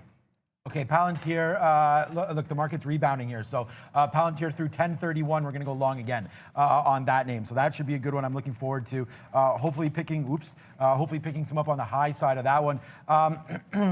PayPal. Okay, I'm going to get out if it breaks above 195.60 here. I was going to give it the ultimate upside of 196, but obviously VWAP has come down now. The market is obviously trying to bounce here, so I'm not going to lose on this stock. That's for damn sure. So 195.31 is my price, and I'm going to give it to 195.60. If that breaks, we're going to get out. We're going to lose 30 cents on that one. So capture all of this profit and give back a little bit as we're holding. You can see that's in, and then 4 out. So we're holding 25% backside, 195.60 on this one. And then I like Palantir breaking through 1031 if we have that again. But I've been wrong on the breaks. What we were able to do was catch our largest position of the day down here at 1017 and then get them up out around 1040 or so as an average. So let's wait to see on that one. But I got to put the Palantir order in at 1031. That's already in. And then PayPal, wow, okay, came back down there. I don't know if I should take profits on this. 195.60, that's going to be my out, and I'll let it run back, hopefully down to 193-ish. Yeah, and just getting a note on that CLGX, that at or above, I think it's the second part, or above, that might give it a little bit more room. And I did mention that I anticipated there could be some selling off of that at 80 level. It's not a gigantic premium here, guys. It's still, it was a very, very tight range that this thing had, so it's not a huge premium. That's why I think it actually has a shot to test that 80 today. If it does get up there, I would look to see where the turnaround could be. I'm going to be defending this 75 if it ever does give one of those sort of pullback opportunities. UPS continues to hold $1 in the money. Patience is the virtue here, guys, and I do want a few more shares here. But just to show you, there is a potential break coming on UPS, and just see if we can't get a 3-minute chart up for you guys to see a little bit better, because the 15 minutes not going to show it just as well. But I was looking at on my other chart in 3, and this is what I'm looking at here. It's this 162.75, and it was about $1 lower than that where I initially wanted to buy some more shares. If it does come back in and retest like the 50s, I'll go ahead and do that around VWAP. But otherwise, another way to add to this would be in a more of a scalp trade through that 162.75 or 80 on a break up. This is my pick. And obviously, if I'd hung on to Zoom, yeah, I'd be in the money like $2 or $3. But you have a stop, you stick to it, have a plan. I'm going to stick to it as well in UPS. That's what it's all about here, guys. I mean, if you go off your plan and it makes money for you, in the long run, it's probably not going to be good. Here's a little bit of a dip. Once we level out on UPS, Then I'll start to get into more shares on this bid, but I need to see it hold this pullback. That's why I've been waiting rather patiently for it. Still in the money, of course, in the short and AUVI. That one, like I told you guys, starting to catch a bit of a bid at that $8 range. That's why we took the profit in front. Yeah, you got to take, I mean, in this market, like I said, I was trying to hold some of the shares close and not letting these things run. But, you know, today, some of these tech names and like UPS, anything off earnings, man, it's been a big day for movement-wise for a lot of these names, including PayPal, 198 down to 194. I mean, you can't keep talking about the same name. DraftKings was a big long for me today. This was, again, my most profitable stock today is actually DraftKings, believe it or not. Palantir trying, but DraftKings right now, $38. We hit that, hammered that early in 9:30, and we ran that all the way our best out, 38.90, basically right where we're at right now. I don't know. It did have a nice move. I wish we would have had that 39.50. But watch, it needs to come back to VWAP, and then we'll take that again. But this market, man, I still think there's room to go down. We've bounced off of this bottom a couple times now. 11,200, 11,200, 11,200. So we're bouncing around. This is the NASDAQ 100. So watch out. Now, here goes PayPal, guys. Bang again, man. We'll do the evil laugh. PayPal goes back down into the money now, 80. Good camera work there. We're laughing. I'm long PayPal on my own account, but that's at $100. But PayPal right now making moves back down to the downside. What a good trade this has been, man. 85 cents in the money on this name. PayPal making moves to the downside, guys. Still holding lower. Lordstown, if you guys are wondering what it is, it's Ride now down 15% and just grinding off of the low at 14. The other name, and I'm watching this one to see if it holds the bottom here. It just feels like this was another one that could be a little bit overdone. Socket. And, you know, I didn't have any locates on Socket, but we did give the alert that when it broke 340, I was getting out of the one long that I had, and that's where I would have liked to short. It is now consolidating off of $3 as well. And speaking of trades that you might see in the afternoon, anytime there's an opportunity to get some kind of a consolidation off of a level that I might like, and you go back the last few sessions, top 290, afternoon top $3 even, now trying to hold $3. If volume does start to spike, there could be a bit of a bounce play through Socket at 3. It looks like a bit of a pivot point here. If we break 3 down, it could be another entry for a short, given what you've seen in the last few sessions when it got below that price. And if it holds, not a bad place to stop. Of course, that nice short at 340 I couldn't have. And I can't take the 3 even break without locates, but just pointing it out to you guys that I'm now liking this level as we consolidate above it. Still going to wait for UPS to get more shares in, trying to be patient. Has to bounce up. I don't want to catch it on the way down, only on the way up. Yeah, and sometimes you're going long, right? So you're building into that position. So, yeah, UPS, good one. Still 90 cents now 90 cents in the money on PayPal. I said still, but the other big trade that we did have today, of course, Tupperware. And look at this, man. We got the very big out there on Tupperware. Pretty much the high of the day. So that was a good trade. Give us the European update right now with Valeria at the big screen as it gets colder and colder in here.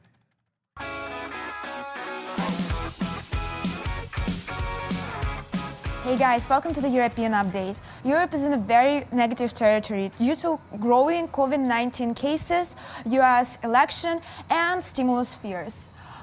Italy is down 4.05%, France is down 4.21%, and Britain is down 3.38%. Rolls-Royce is down almost 60% as investors backed a funding round to help the company weather the pandemic. That's all with the Europe, and I'll keep you updated. Back to traders.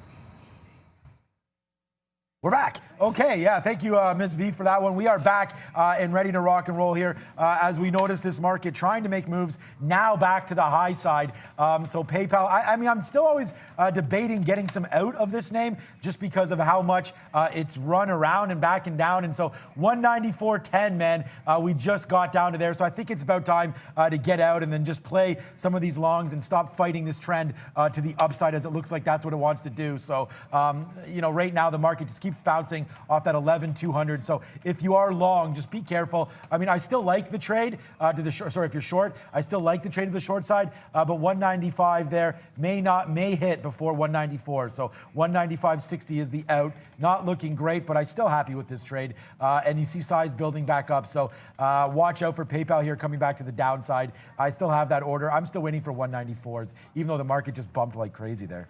So it's not going to be exactly where I wanted it on SRRK, but I talked about waiting for this to come up and test that 35 before I would jump into a short. It just rolled over at 34.30, and as I mentioned over in UPS, I wanted to see it come back upside before adding to position like I just did, and it was a similar thing on SRK. I wanted to see it start to roll over and sort of grab some shares on the way down. If it tests 35, it looks doing it right now, guys. If it rolls over again, this is a 1-minute chart, 3-minute chart, maybe a little better at this time, but I happen to land on this rather quickly. 35 is going to be my stop out for this name, but I wanted to see if we can't consolidate, maybe add to this. I only want to be risking overall, if I get into the full load, about 50 to 60 cents, depending on slippage. I mentioned to you guys a 10-cent spread on this name earlier. So when I put in my 35, stop order, I have to consider that I'm going to cross a little bit deeper than just like 5 or 10 cents. Yes, it's a $30 name. It's just the spread tells you that you have to cross a little bit deeper than that to make sure you get execution. Just going through my orders to make sure I don't get anything too crazy here. Got to refresh. We do use stop orders. Oh, that reminds me. Coming up, why don't we talk about that? Coming up, first of all, a video. No, that's educational videos coming up right now.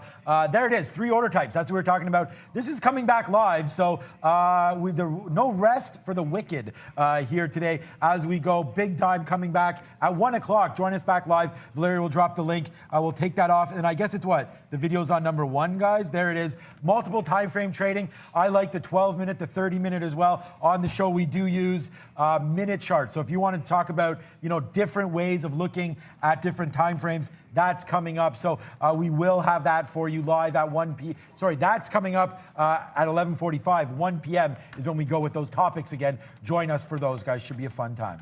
Yeah, exactly. And like no rest for the wicked, no open for Root just yet. Like I said, it's an IPO. We never know when these things are going to happen for us, but we're going to be locked and loaded for you. Just going to update UPS here. And I said once it started to grind back higher, it bounced off of 160. Well, not 160, but in front of 160 one more time. And when it consolidated above that price, that's when I'll get the ad. I didn't want to chase. I told you the reasons why I didn't want to chase that one too far and let it sort of come to me here.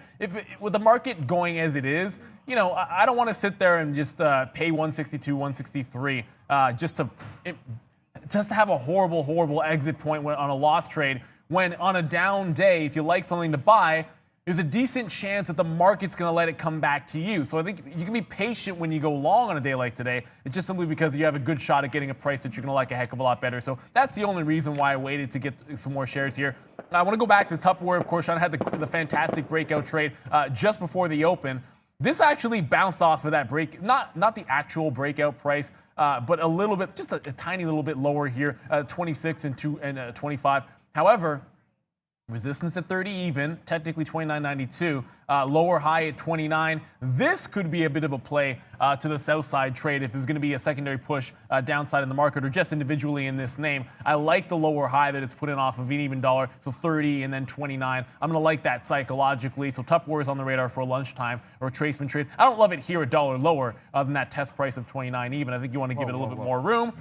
This is why you wait for a UPS, now back in the money $1. And if I had chased it to 163, based on my average price, I would be flat right now instead of up $1 on the trade. So on a down day, just be patient. The stocks will come to you if you want to buy them. Yeah, good advice. And I mean, especially like Neil just said here, on a down day, right? You got to take this advice for what it's worth, guys. You got to make sure that you're trading aggressively and properly here on down days, right? You don't always have to look for the bottom of anything, but let it come to you if you do like longs. That's great advice. So thank you for that, Neil, as we go there. PayPal still making moves. Palantir, we're looking at 31s. So we're probably going to get into this one very, very soon here. Palantir looking to get long here. 31 once it breaks, guys. Yeah, just a watch out for this SRK. I mean, it consolidated here, so I add to the position instead of waiting for it to come closer to 35. So I'm gonna end up with like a 34 short, anyways. I have one leg to go if I want to add to it, but it's gonna have to sell back down, which means I'm gonna be adding to it no better than like a 34.25, which means a little bit more room that I'm giving than I would have liked. The only good side here is, yeah, you have like $2 before it retests this low. So from a risk to reward standpoint, it is sort of worth risking $1 if you look at it from that structural standpoint. But one long, one short, this was an offering today, and that's why I'm looking to sell it despite the fact that it's up 15%. And once again, looking strong. If it busts me out at 35, I can't imagine why this would take the top out. but I'm going to have to at least consider the option of not fighting this one and the trend back up. This maybe should have been a bit of a bottom pick here off those lows, but I would have much preferred it off 31 and when it bounced to 32. Still going to hold on to the short in SRRK. No reason just yet to get out of it. I told you, well, I said many times why I got out of this AUVI. I'm just going to reiterate here. This is a situation where if you're holding in a short position and you didn't take some profit out in front of 8, then to me it doesn't make a heck of a lot of sense. If you're going to be active trading, you just got to be able to do it. If it finally breaks this 8 even, the reason why you can, if you're an active trader, you can just get back in. The longer it consolidates, the better the break is going to be when it goes down. And now I might add to it. Before I wouldn't have added to my short if it broke. Now we'll add to my short if it breaks 8 even. Lots of sideways action. I already took off like 3/4 of it anyways, so I can give it back to 9. And I'm not going to short a pop. No chance am I shorting a pop on the AUVI after it's made a move like that, and it just came off like 50%. So I'm staying away from shorting any pops in AUVI. Brennan, what's up? This was once a name. This company operates both in the U.S. and Canada. Once a name that was benefiting from the stay-at-home craze. Chef's Warehouse here. They make those prepared foods and then deliver them to people's houses. They reported, looks like this morning actually, a bigger than expected loss for their current quarter. They also did not guide for the remainder of this year or next year. So big move down, 13 trying to hold here, but down 16% for Chef, guys. And guys, this is what, like, you can say it over and over again, and I'm going to say it over and over again.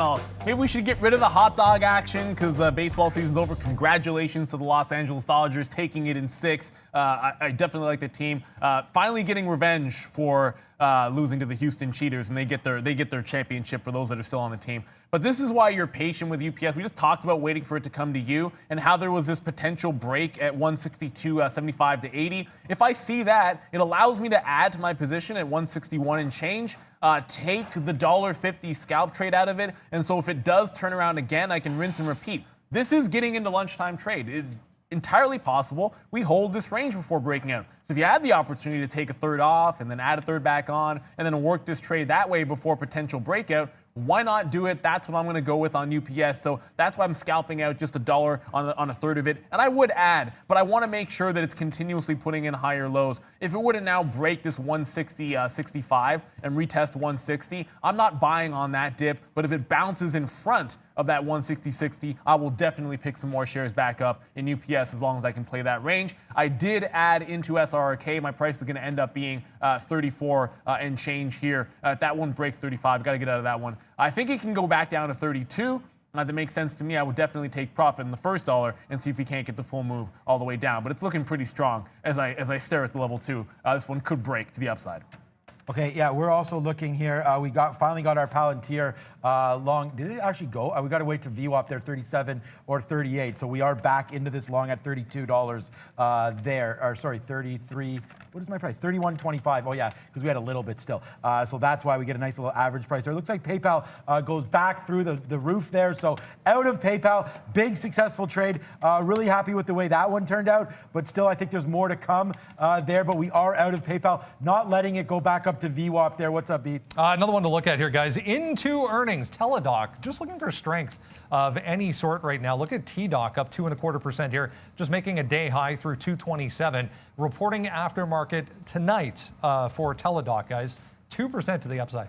Yeah, I mean, if you talk about a name that obviously has benefited, and rightfully so, I think from COVID, Teladoc's going to be one of them. What's interesting about this is how good this and clean this breakout just was. But the lack of continuation, possibly because it just ran into like a 230 level to the upside. And it is worth noting, these are not fresh highs that we're running into, and there was a level just above this 230 range. Every time it's bounced off this like 10 to 15, you look up here and it's like 230 to 235. So I think that's part of the reason why this breakout, which looks so good, you get, double top, consolidation higher, and then a break through the high. A lot of times we'll see that one really start to go. I would look back at this consolidation level if there's any kind of a retrace. I think that would shake out some of the breakout traders and then maybe give you, like, if you took a break here, just psychologically speaking here, like 227.50, thinking it's going to run into resistance at 230, that's like 250 up, 250 down, maybe that's where the stops are at. So if some of those get broken around 220, 250 and it holds VWAP, this could be an interesting buy opportunity, just, I don't know, getting in the head of what I would be thinking if I had this breakout. So if it does come back down, like I kind of like this one. Allow it to break this 225.50 to 226 level, and then if it can hold around VWAP or 225 even, that could be an entry for along with, I'd say, a relatively tight stop because it would be a bit of a trend reversal at that point. But it's a nice shot, risk to reward, that it comes back up and breaks towards that 230 again. Okay, yeah, we're just massaging some trades out here and hopefully be able to get this name moving around Palantir. And, you know, it's just ready. I'm going to wait until we break back downside, maybe 10, 20 here on the bottom. I still do like it. The future is moving around and bouncing just a little bit there. Tupperware back again. You could have played off VWAP. I think that would have made a lot of sense for some traders there. So if you do have that name, good on you, but Tupperware still looking to go to the high side right now. Good trade early on that one. We haven't really revisited it. Let's wait to see if that's a name that wants to make some moves for us. Pinterest, man, back down 50 even as I look at this right now. PINS there on NYSE, down to $50, down that 4%. This may be one that you also want to pick up on the cheap. Like we just said, man, this market is falling down pretty hard right now. So if there is any names, I loved the Snapchat report. Obviously, Pinterest rips on that day to all-time highs of $54 and now back down. Let's check out Twitter as well. Just trying to find some names that may be good to pick up here on a cheap trade because okay, right there, just got out of another trade. $50. That Twitter was 51 and change. Back down. Not really ready to buy it back yet. We need to get some trades down to the 50 period. How far did Microsoft drop on here? Okay, so still Microsoft 205. It does crack that 50 period today. Now we're just leveling off here again. We've left Microsoft alone since this long, back at 1018. And look, just came back, man. Right back, 204.50. How good of a hold is 204.50 right now? If you have that one, I wish I would have noticed that. Let's park some orders there, 204.50. Also, maybe a blowout top here, 205.75. If the market does reverse long side, you could have a nice little win here on Softy to the long side as well on a breakdown. But 204.50, wowzers, that is held. For now, we're going to go with the flawless victory. I know it's more fitting if you do the perfect, but like I always say, I like Mortal Kombat a little bit better. UPS, bit of a, like I talked about this 162 at 80. It broke through a couple of times, but then slid back down, and I'll do the scalp of $1.50. Again, I'm still holding some of this position to the long side because I still think we get up to that 164 and test that level. But when you get that failed sort of a double level break here, just shy of 163, and then a turnaround at the even, which has happened, I'll take more profit off just in case it retraces. I want to leave myself room to buy back down around VWAP if I can. You know, the key price is 161.50 or so. Not necessarily the VWAP matters in this situation. It just happens to be there on the chart. That SRRK, and I keep saying it, you know, I'm in this short and I'm playing this consolidation here. But let's keep a couple of things in mind. This is a day two play. It had this level right here around 34 that it got to on a parabolic move yesterday. So I'm always going to like it when it's retesting some of those previous levels. And of course, the share offering. All that said, as much as that setup looks good and it's got the offering, I'm just looking at the tape and watching level 2. It is showing a lot of strength here. So if it breaks 35, I'm going to be a heck out of this thing and just walking away with the dollar hit on SRRK. It's just entirely too strong. And look, if it makes a run to that 36, I just reversed into a quick little long trade. This is not that I usually will take this breakout. It's simply, like I said to you, the tape is a little bit strong, and I think it's a good shot that it does test back up to those highs at 36. I wouldn't take a break of the absolute top. I don't know that I've ever even done one of those on the day of an offering, but certainly that would be a first if it breaks the top. Oh, I'm sure it's happened before, but I've never really seen it, so I'm not going to take a top break. I will reverse at 35 and see if I can't make a little bit back on the scalp, but trust me, I'll end up down on the stock no matter what. Okay, so we just took out some Palantir there, 31s long, out some 35s. Now we're waiting for 38s, and we're right here at 38. We're not even going to get out of all of these. I still think we have a high side. I mean, look at the market coming back down, and we're able to go upside on this name. Boom, there it is, a nice little one, a little spicy stock today. Palantir, good one today, for show. PayPal comes right back in. We did get out at that high. Like, what a move up, and then what a move back down, but PayPal, unfortunately, that one's out. We will Still wait, good out there on Palantir, right up to VWAP. We get out 38, that's another 7-cent winner. We just keep on rinsing and repeating on this stock, so it has been a good one. It's 11:20 right now, so still 40 minutes to go on the show. Thank you so much for joining. Hit the like, hit the subscribe. Not only that, man, hit the share. We found out that a lot of people are part of groups and part of trading discussions. Share the link to the show, man. That would be greatly appreciated. What's up, Brandon? I know you're trading this, Sean. Apologies if you mentioned this, but just saw this headline for DraftKings. They announced a name sponsorship agreement with UNLV, so University of Las Vegas, Nevada, for a gaming innovation studio. They're going to put their name on that studio, guys.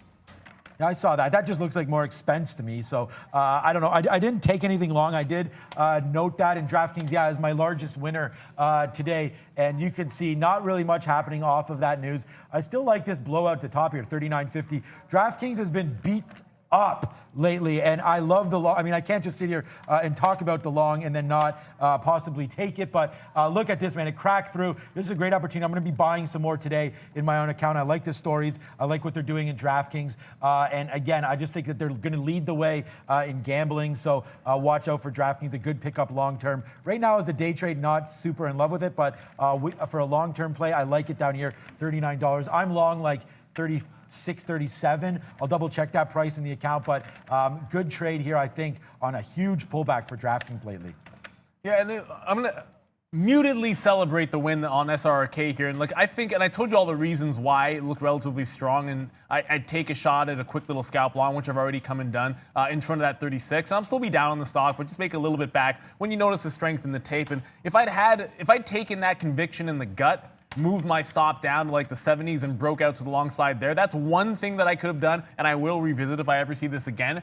The only reason I'm not going to take a long top break is, this is a day 2 move off of something that went parabolic and with a share offering. I just can't see buying it through the high of the day at this point, not when it already put in a 10% retracement. So, maybe it happens. I just can't see it. That's why the scalp and only taking here, like 20-cent wins and then like a 30, 40-cent win here to the upside. You can maybe think of it taking a little bit more if you have the better entry price, like I said, here at 70. But I wasn't getting it till 35. That's why the muted win to the upside. I just don't see any way it's breaking through the top, but you never know. Brendan, what's up? More on that CoreLogix story we were talking about earlier. CoStar Group, along with a bunch of private equity firms, apparently the other side of that. So we were talking about, they are talking to potential bidders. Looks like this CoStar Group, along with a bunch of private equity firms. So CoStar, that's CLGX, if you want to look at it. Not a lot of volume, but CSGP for CoStar, guys.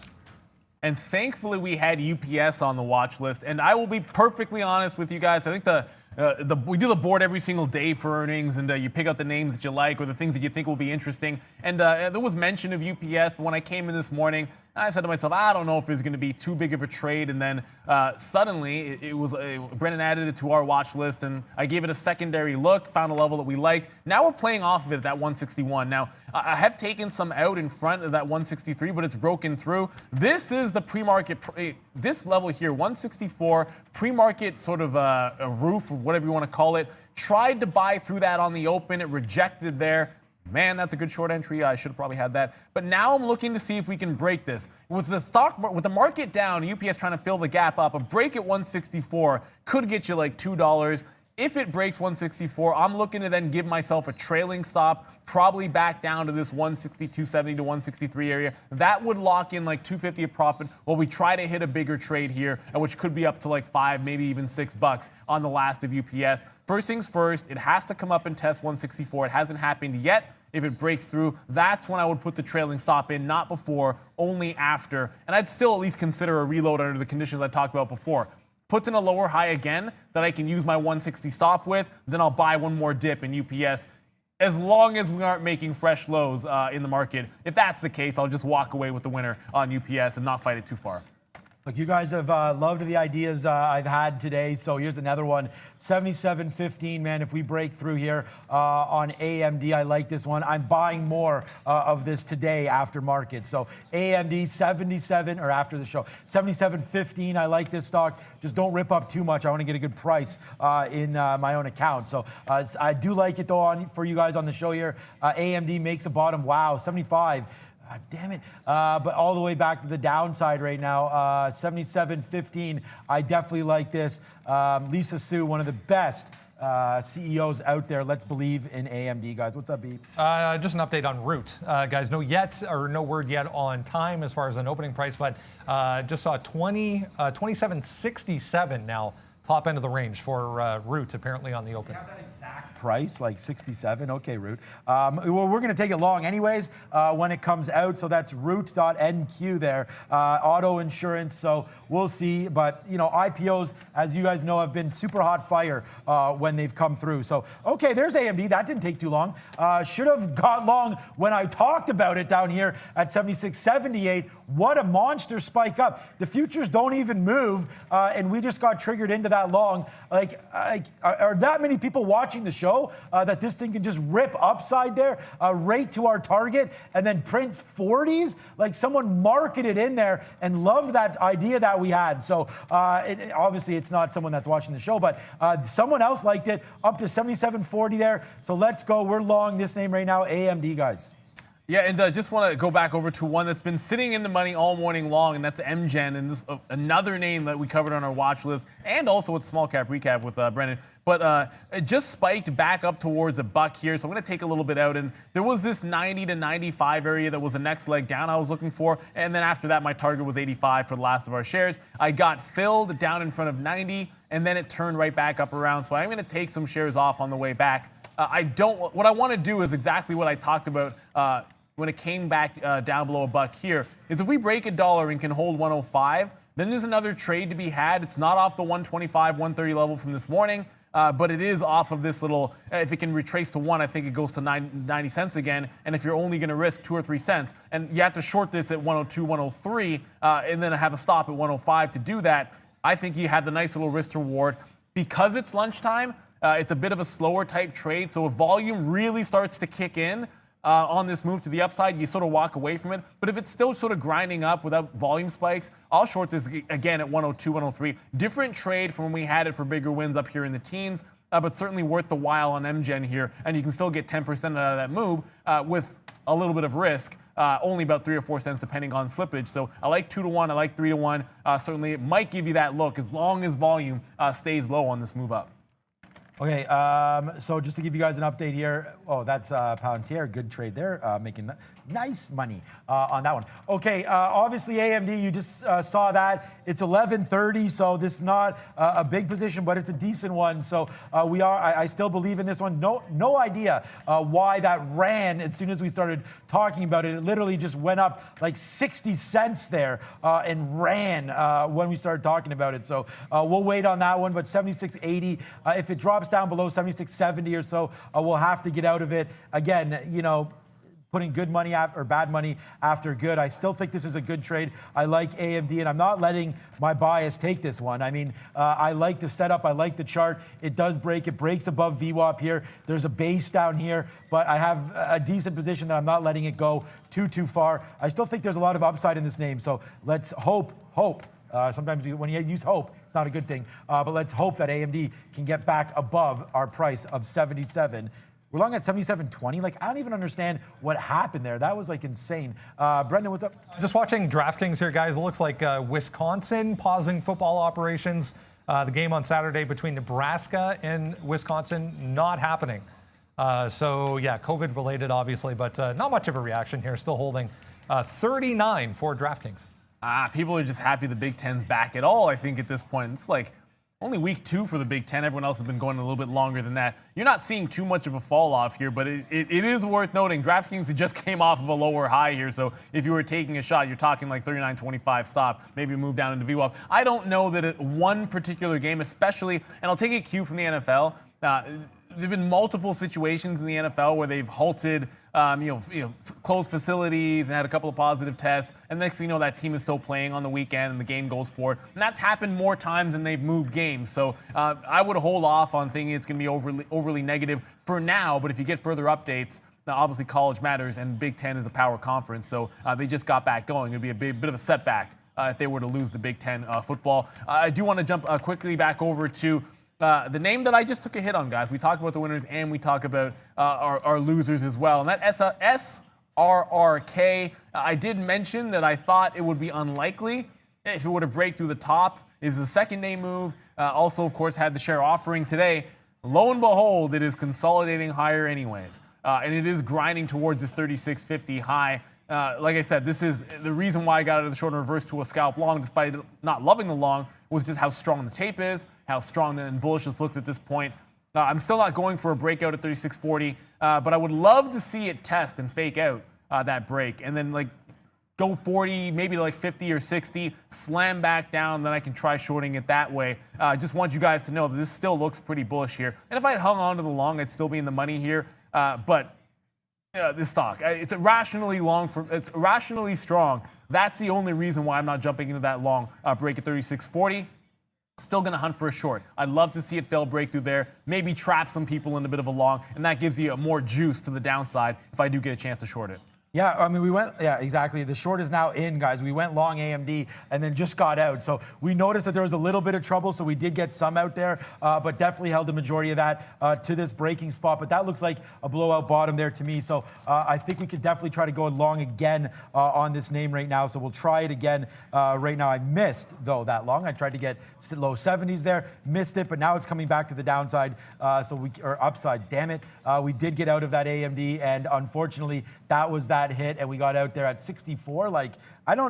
Honestly, the wicks I'm getting here today seem to be unbelievable, but that's what we talked about in this market. This is exactly what can happen. So you got to be very, very careful and watch out for your trades, man.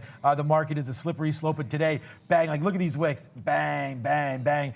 So AMD just continues to move downside. We'll look for a better spot to get long. I like this long right here, kind of where I got out. 76.50 looks like a good long here on AMD, but we did lose on that. So 0 for 1 on this name, guys.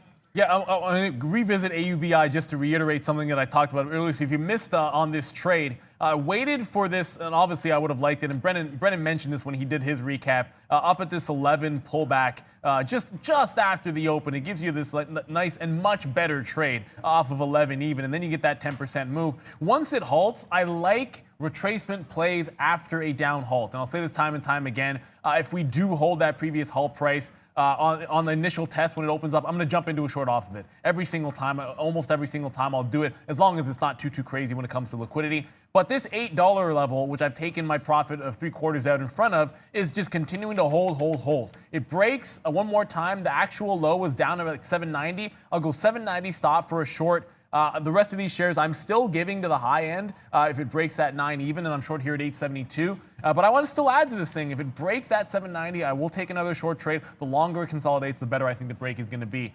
Brennan, what's up, bud? I was just reading about this ASTC. Talked about this one a little bit earlier, having a decent day. ASTC Astrotech. They got a contract for $1 million for one of their products. Nothing terribly exciting, but still grinding higher here. Another day high, another volume spike for ASTC, guys. $1 million contract. That's not that big. Yeah. When your market cap is 41 million, then. What was that? Oh, that's a small market cap one. I thought you said Peloton there for a second. No, God, no. Yeah, $1 million contract for Peloton? Like, give me a break. Yeah, a little bit confused there. Okay, yeah, we're still looking for longs, and it's going to be a mistake, it looks like here. Once again on AMD, we did punch back in long back at 80 right now. So, yeah, we're not super proud about that last AMD trade, but I did notice that wick. We're going to try the long now, and hopefully that was a blowout bottom wick. And what I mean by that is just sometimes you do get that pressure relieved, just like it happened here, and then went back to the upside, happened here. So we're thinking that could go again, and I'll be happy to take a little bit of profit if that is the case here on AMD. Don't know, obviously, where it's going to go, but there it is, back to the upside now. 12 pennies now moving. So good little trade here on AMD. What up, Beep? Here we go with TIFF again today, guys. 2 days in a row, we've had this crazy spike for Tiffany, 128 up to 130.5. Apparently, the deal with LVMH nearing completion, 131.50 now the price, guys, for LVMH and Tiffany. Yeah, this was interesting. We talked about this one yesterday, and Bren, you came with this news, and the speculation was between 131 and 134. You're going to essentially get that. What that means for me, if it's going to be 131.50, I'll take a shot fading. This is lower than the initial price at 135, so the daily chart probably not going to matter too much, but there were turnarounds here anyways. But this is when it was trading at a higher price deal, guys. So if it's going to be 131.50 as a new reference, I didn't take this shot yesterday. Today, I do want to take the shot shorting it. I was waiting for, I liked the 130 before yesterday. I never really got a chance to do it here, guys. But today, if it's 130.150, it's 130.150. And I will short this retracement on Tiffany. I expect little reason for it to squeeze above that price. It just doesn't make a lot of sense to me why I would trade too much higher than that. So I'm going to jump into the short if I get a chance closer to that 131 price with the 50 as my out. You're hearing me hitting keys like a maniac because we finally get revenge here on AMD and it rips back to the high side. So good win now on AMD, man. And in your face, you tried to get me there and you did. But we did make a little bit of money back there. I'm learning so much every day on the show now, different strategies, how to trade during the show and whatnot. Like, look at Palantir. Bang! Big win on that one. Feeling like Superman here today as we go on this name, guys. Just another banger here, man, to the upside. Like, we're long 31s, and we banged that one. We gave that one. Like, we hammered this one and gave this to you guys. We gave all these Palantir trades to you. Bad early, for sure, but made all that back. And look at this, now making that money back again for you. So hopefully you're enjoying that run up. AMD, out there at VWAP, comes back down and we reload the long. So here we go. 73s now on AMD, guys. And just starting that position, like I said, I didn't do it yesterday. I'm doing it in Tiffany today. And shameful that I didn't have some of these longs. I talked about this with a trader before. One of the things I used to do a heck of a lot was trade some of these deals. And when you have potential of an announcement coming up, you got to take advantage. But I did mention that I like this rollover. I was able to get some at 131.50. But then I had to chase it a little bit down here to 130.30. And like I said, I had to have this one to the south side. I will scalp some out. Like, remember, this is a buyout deal. And 130, if it does, if it is firm at 130.150, at some point it will catch a bit of a bid. The time value of money is the reason why I should trade lower, of course. And then if you have to think about when it's actually going to close, but sort of an easy opportunity to short that on that news there. And I'll take a few more shares out here for a nice little 30 to 40 cent scalp. But I just saw the smash the like. I remember a moonwalk, a moonwalk is like, I don't know, it's close to moonwalk. But I don't recall seeing astronaut Valeria. And hey, guess what? Valeria went out, had a fantastic haircut. I think it looks great. I've heard some people chatting about it. But I like the astronaut look better. 2K is what we need to see. How are we doing with the likes? Hey Neil, we're just 400 likes away from seeing astronaut dancing, and let's be supportive of each other, guys. If you didn't like this video, smash the like button right now. It is the only place you will see an astronaut dancing in YouTube. Well, I don't know. I'm assuming that it is. I'm going to go with it. Why not? But just to get back over to Tiffany here, just to update you guys, I will also short pops. So it's not just going to be this one rollover trade. This is not the same thing as this typical gap up retracement type of idea. This is, if 131.50 is the deal price, there is little reason other than a short squeeze for it to trade higher. Nobody is coming in and bidding higher for Tiffany. It's not happening. LVMH is a big boy, and there's no way that anyone's going to come in and say it's too late in the game. It's got the EU approval. If it's going to be a done deal, I'm shorting in front of that price, and I'm not anticipating a squeeze. It is what it is. I will take shares off at that 130 range every time I get a shot, but I also think it could come a little bit deeper than that if people got overzealous buying this one near the top. So we're long at 76.67 right now. It's 20 cents in the money on AMD. We did take that bath, but look at this. Back in and out at VWAP, back in again on a drop down to 67, and then back. I'm playing off these big wicks, moves down. So we sit there. I mean, you honestly, you can't, I don't know how low this went, but you can't get any better than that pickup downside. So, and then now we're out 89, 90s, 92s now. Just Rip City right now for us. And Palantir keeps going to the highs. So I'm not going to keep hitting the bangs. You guys know what that's all about. And it's been a big day for us here today. So I hope you're enjoying it.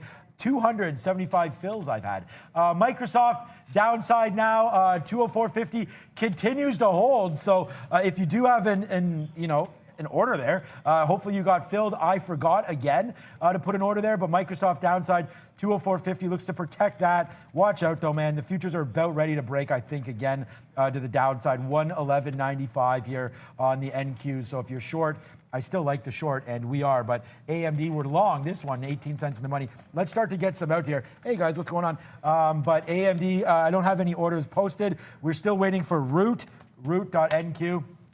NEPA, not open right now. We're going to wait to see if that can come through as well. They hate it, Sean. Yeah, they hate They're it. just They a never bunch- open up. And I'm just going to get out of AMD here quickly for 25 cents. But Neil, hopefully it opens up. They don't want us to have. They don't want us to enjoy trading these IPOs because you know how good they tend to be in terms of price action. I'll go back to MGen. I talked about that 90 level. It never gave that trade. So look, I had an anticipation of a plan of action if it broke back above $1. It doesn't happen, but I'd rather be prepared for something that doesn't happen than unprepared if an opportunity presents itself.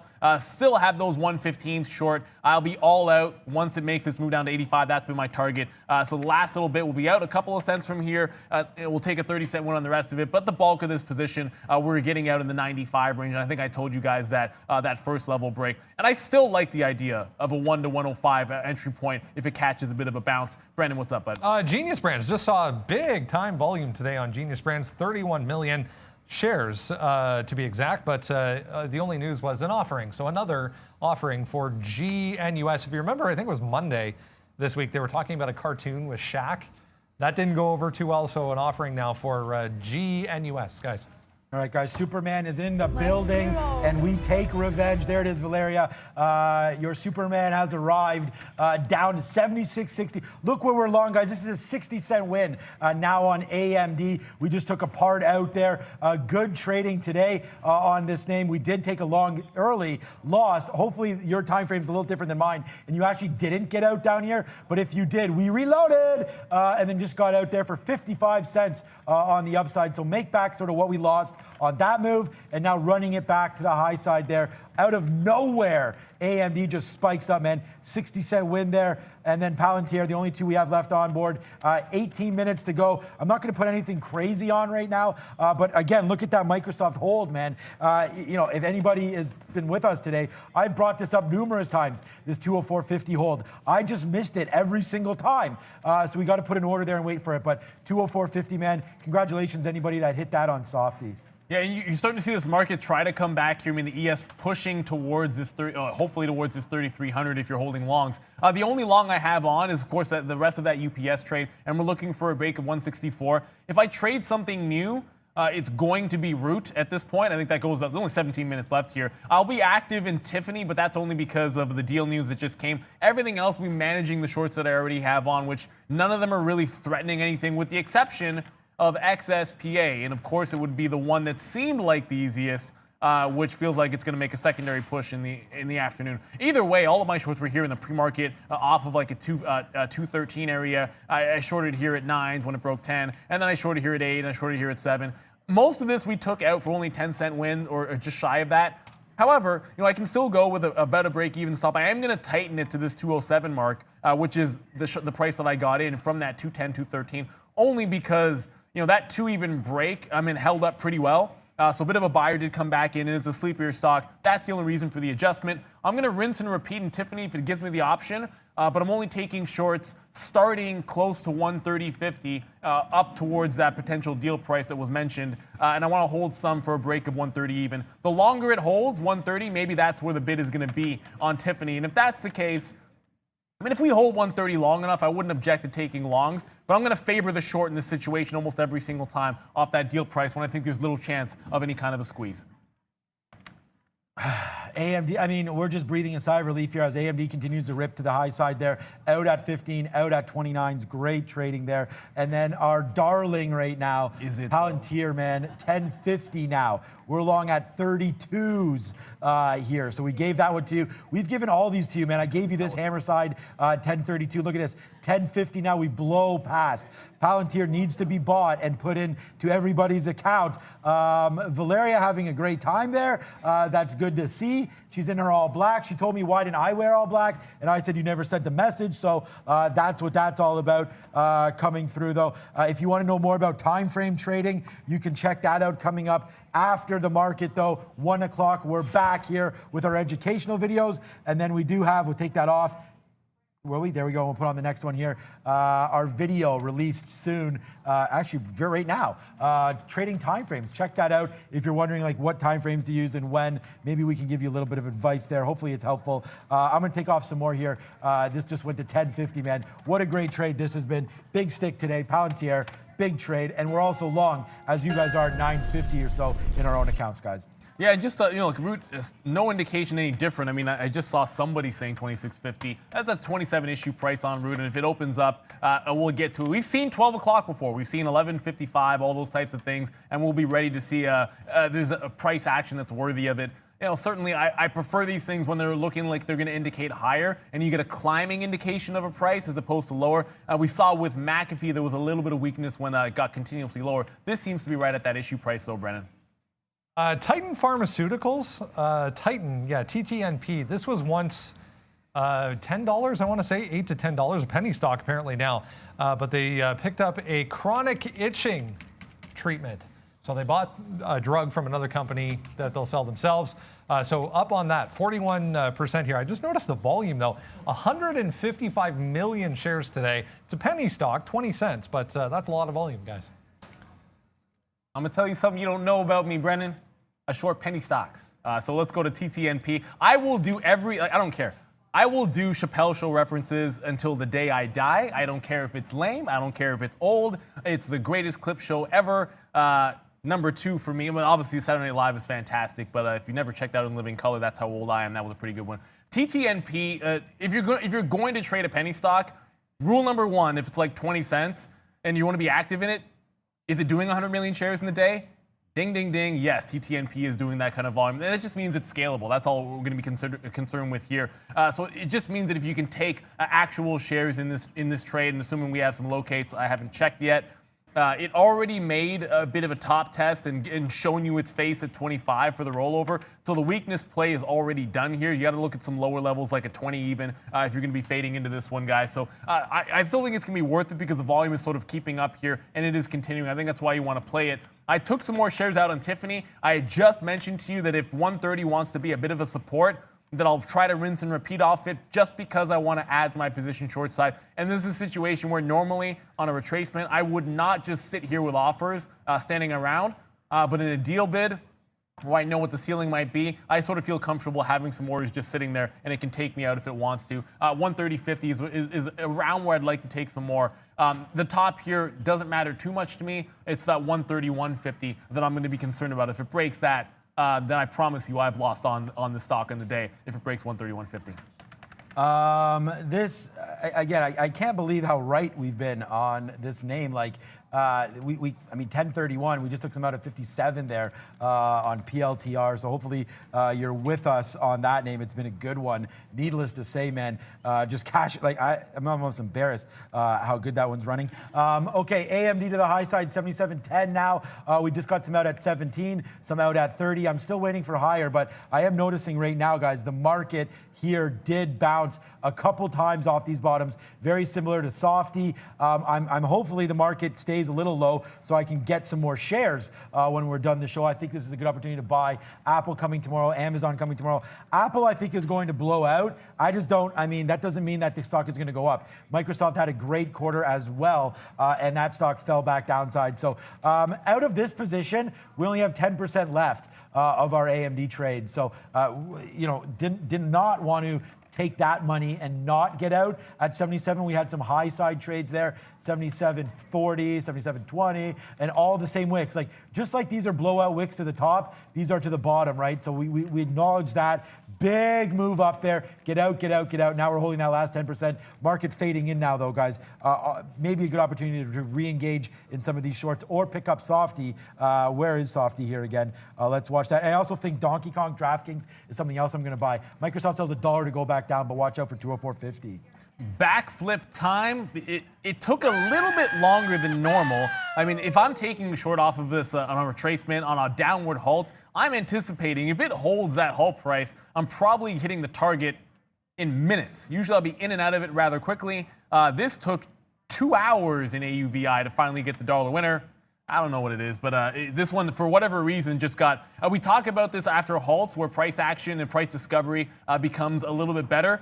Wow, that was a bit of an understatement as this got very, very calm, but it never went against me here. The only problem was that 8 even hold. It finally broke. I'm able to get out here for the clean, $1 and like 4 cents, whatever it is. But a dollar win, we'll take it all day long in AUVI.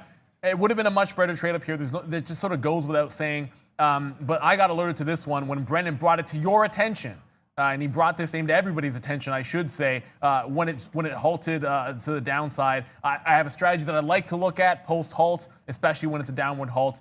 Thankfully, this one worked out just a little bit different because I had to hold it longer. Yes, hallelujah for Brendan as he continues to be strong. Okay, we're going to look here as well at some of these names. We did talk about going the other way on some of this right now. AMD, though, does come right back to the high side, so watch out. Futures look like they want to reverse themselves just a little bit here. We're going to hold this until $11. PLTR, just what a beast that is there. I can't say enough about how good the trading's been on that name. I think I have said enough about it because hopefully you guys have recognized this name. I'm going to be trading this a lot in the next little while. I love the way this trades, and we have some great reads on that name. You got to stick with what is working. GE was on our watch list, but kind of putting everyone to sleep today on the name. So GE, not in love with that one. What's up, B? I just got another alert here, guys, on Tupperware. Looks like it tagged day highs again up there and then immediately turned back around through 29.5. So, yeah, Tupperware still going here. What a move this has been. 37% now for Tupperware. Oh, man. We had that one, I mean, just to review, guys, we had that one early for joining us for the first time. Get us on our watch list. I mean, here's the Tupperware trade. What a banger. It breaks that level there. I saw enough with Hog yesterday that this was sort of an easier play. So out there for 50 cents, out there for $1.30, and then out for $3 on the high side off of a 26.50 long, and then out there 29.50. So great trading. No, I disagree. It was not an easier play than Hog. And here's the reason why. The only reason I disagree with that is Tupperware, you had to catch the break. Yesterday on Hog, if you got the break, great. But it gave you the pullback. So missing the breakout trade, it gave you the pullback into that price like 1 minute after the open, so you were able to get that re-entry point. In this case, if you didn't have it at 9:30 or right before it opened up, you didn't get it. Maybe if you played the pullback, sure. But this is a situation where it only gave you one shot at it. So, obviously it's a compliment and a disagreement, but I just think anytime you get that dip buy opportunity, it's a little bit easier if you miss the first move to jump back in if you have some conviction. But Tupperware, I believe on the watch list, probably the only time it's been worth trading, and lo and behold, on our watch list today. Root, yeah, I don't know. I guess we're not going to get the opportunity to trade this one for you on the show. I'm sure it'll open back up. Right when we go live is usually what happens, and speaking of which, we got some educational content to drop. It's happened to us before, where you see an IPO come and open up while we're doing this for you guys. But lots of interesting topics. I actually like the last one that you're going to see of our educational segments that we're going to go do today. YOLO trades. Usually you think about it as being a reckless thing to do, but why not have us talk about the reasons why you might want to consider it from time to time, trying to hit that home run. And I don't want to spoil anything here, but should be a fun one to cover. Just to update that TTNP, I mean, I'm really only going to play off of like 20, and I think that's what you have to do here. I think it's got like a 10% range. It's like 18 to 20 cents here, so you have to short pretty tight to those levels to make any money doing it. That's why I wouldn't just haphazardly jump into this trade. Tiffany's starting to slow down. I'm going to have to wait patiently for any short pops. If this is all it's going to give you, there's nothing wrong with a 50-cent range, but it's starting to roll over here. If this roll does not break 30 and give me some of my downside targets, I have to consider the fact it's going to be a tighter range. That means more shares for less of a win. Winning is winning, but I actually really did think it was going to break the 130 and give an initial pullback flush here, down to get some at 85, down to get out some here at 1965. That might not be the case, but I am still shorting any pop in Tiffany.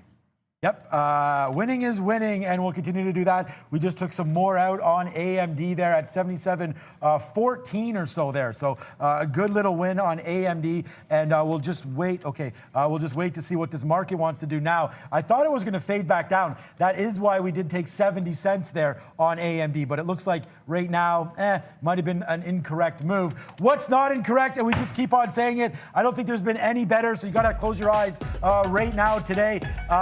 Yeah, Palantir, like, okay, this was easier than Hog than yesterday. This break right here on Palantir, I mean, we had the build up. This is exactly, guys, what we're trying to look at. There it is right here.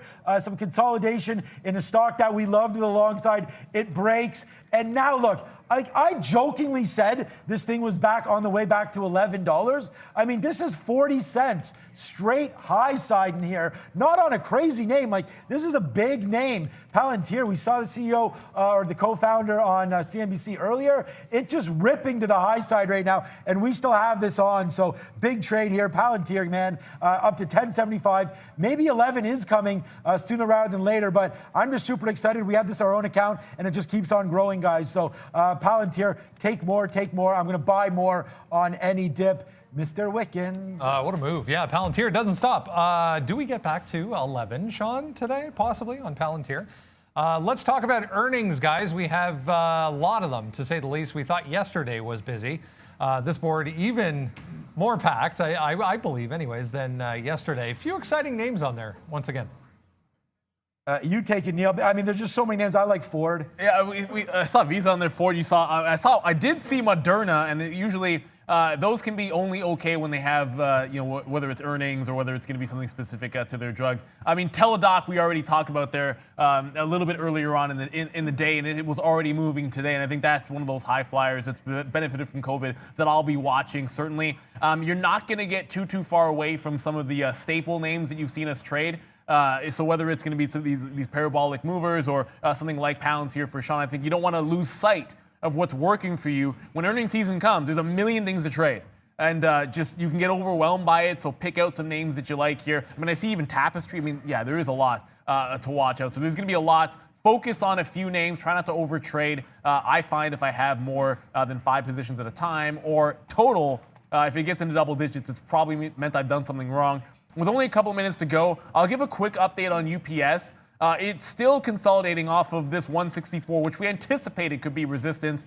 It did break 163, got halfway there, and then turned back. But look, it's holding above this 162 price, which is another good sign. The market's clawing its way back, so it's not really scaring me out of this position. I'm still willing to risk it back into this low here at 160.65, in front of that 160 that we had before.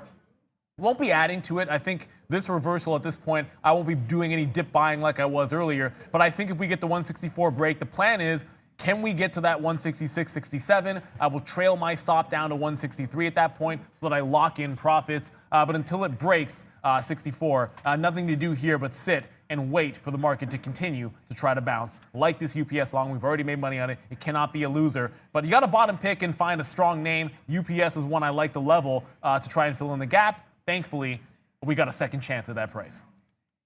Okay, yeah, the show's coming to an end. It's going to be a big day here tomorrow. Obviously, with earnings, a monster day today. Our initial positions on Microsoft, and again, like I really hope that all of y'all have that, because initial position here on Softy was short, like short, all the way 207, 208. So we gave you that idea down to 205.50. Good trade. Whoops, I'm still on this ellipse. Good trade there. So, and then we did post that Palantir trade as well. So hopefully you guys can see that. Wait for some more buys. We only bought basically twice down here. We'll wait for another one, but Softy's been big. Everything's been real juicy today. And yeah, the day's just going to get better. We're still waiting for Root. Doesn't look like that'll get open in time for us. We can see that quickly just to show you what a halted stock looks like on our end. Halted, IPO'd, hasn't opened yet. That's what it is. Root right now down 100% on the day and down $27. So we'll wait to see when that does open up. But what a monster day it's been for us. What's up, V? Hey Sean, and hey guys, thank you very much for spending these trading hours with us. Guys, please, if you didn't like this video yet, hit the like button right now, as we need just 200 more likes to reach our daily likes goal. And of course, subscribe to our channel and catch us live every day at 9 a.m. Eastern Time. We'll be back live with you shortly. Open the link I'm sending on the chat and the new tab, and tune in at 1 p.m. Eastern Time for some good live education. And guys, happy National Chocolate Day. What's your favorite chocolate, Sean? White, milk, or black? White, milk, or black? I prefer, so dark, I guess. I like dark chocolate. I know that's the healthiest, but I really still think milk chocolate would be my favorite. I actually went to the Cadbury office, or I forget, factory there in England. In London, England, when I visited there. So nice. I don't know if it's in London, but just outside there. But yeah, For me, milk chocolate. I know it's not the healthiest, but that's fine. Same. Who cares? But it's chocolate, man. It'll Right. be healthy. I'd rob that place blind if I went there. No, I'm just kidding. Look, dark chocolate for me. That's definitely the way to go. I'll eat any type of chocolate. Let's be realistic about it. But dark chocolate, it's just entirely too good. And I know for sure, Brennan, that is going to be your look as well. Is white chocolate actually chocolate? This is an age-old question, but I don't believe it's actually chocolate. But I do actually prefer white chocolate. Oh, okay. I was Curveball, entirely Neil, wrong. Curveball. Yeah. do- Face. Yeah, I love it. In your Sometimes face. Brendan surprises us. He does surprise me, and I will say this: white chocolate is more chocolate than pineapple on pizza is pizza. I've said it, and that's just how I feel about it. And because I can, I'm going to end the show on that note. But don't forget, I got to throw it up one more time here. We are dropping a video for you guys. You see us use multiple time frames, minute charts, 15, daily charts, 60 sometimes. What do they mean, and how can you use them to your advantage when you're trading, guys? So this is what video is going to drop today. If you have suggestions for future ones, certainly let us know in the chat via Twitter or even in the comment section of that video. Link should already be there. Thank you, Valeria, for dropping it. Right down the line, we don't get to trade route today, but if we do see some good trades and take some, we'll make sure we get those out to you on Twitter when they happen. Valeria, thank you very much, looking fantastic. My man Sean Katina, looking good. That's very similar to Arun's shirt. That's the first thing I noticed. And You mean, Brennan, you mean Arun's uniform? you know what? That is entirely my bad. Arun's uniform. Yeah, I have like 50 shirts, so. Yeah, exactly. We've changed it up. Arun, hey, if it looks good, why not keep it going? From my man Brendan Wickens, I'm Neil Roberts. Good morning, good afternoon, good evening, wherever you are in the world. This is Trader TV Live. See you tomorrow, guys. See ya.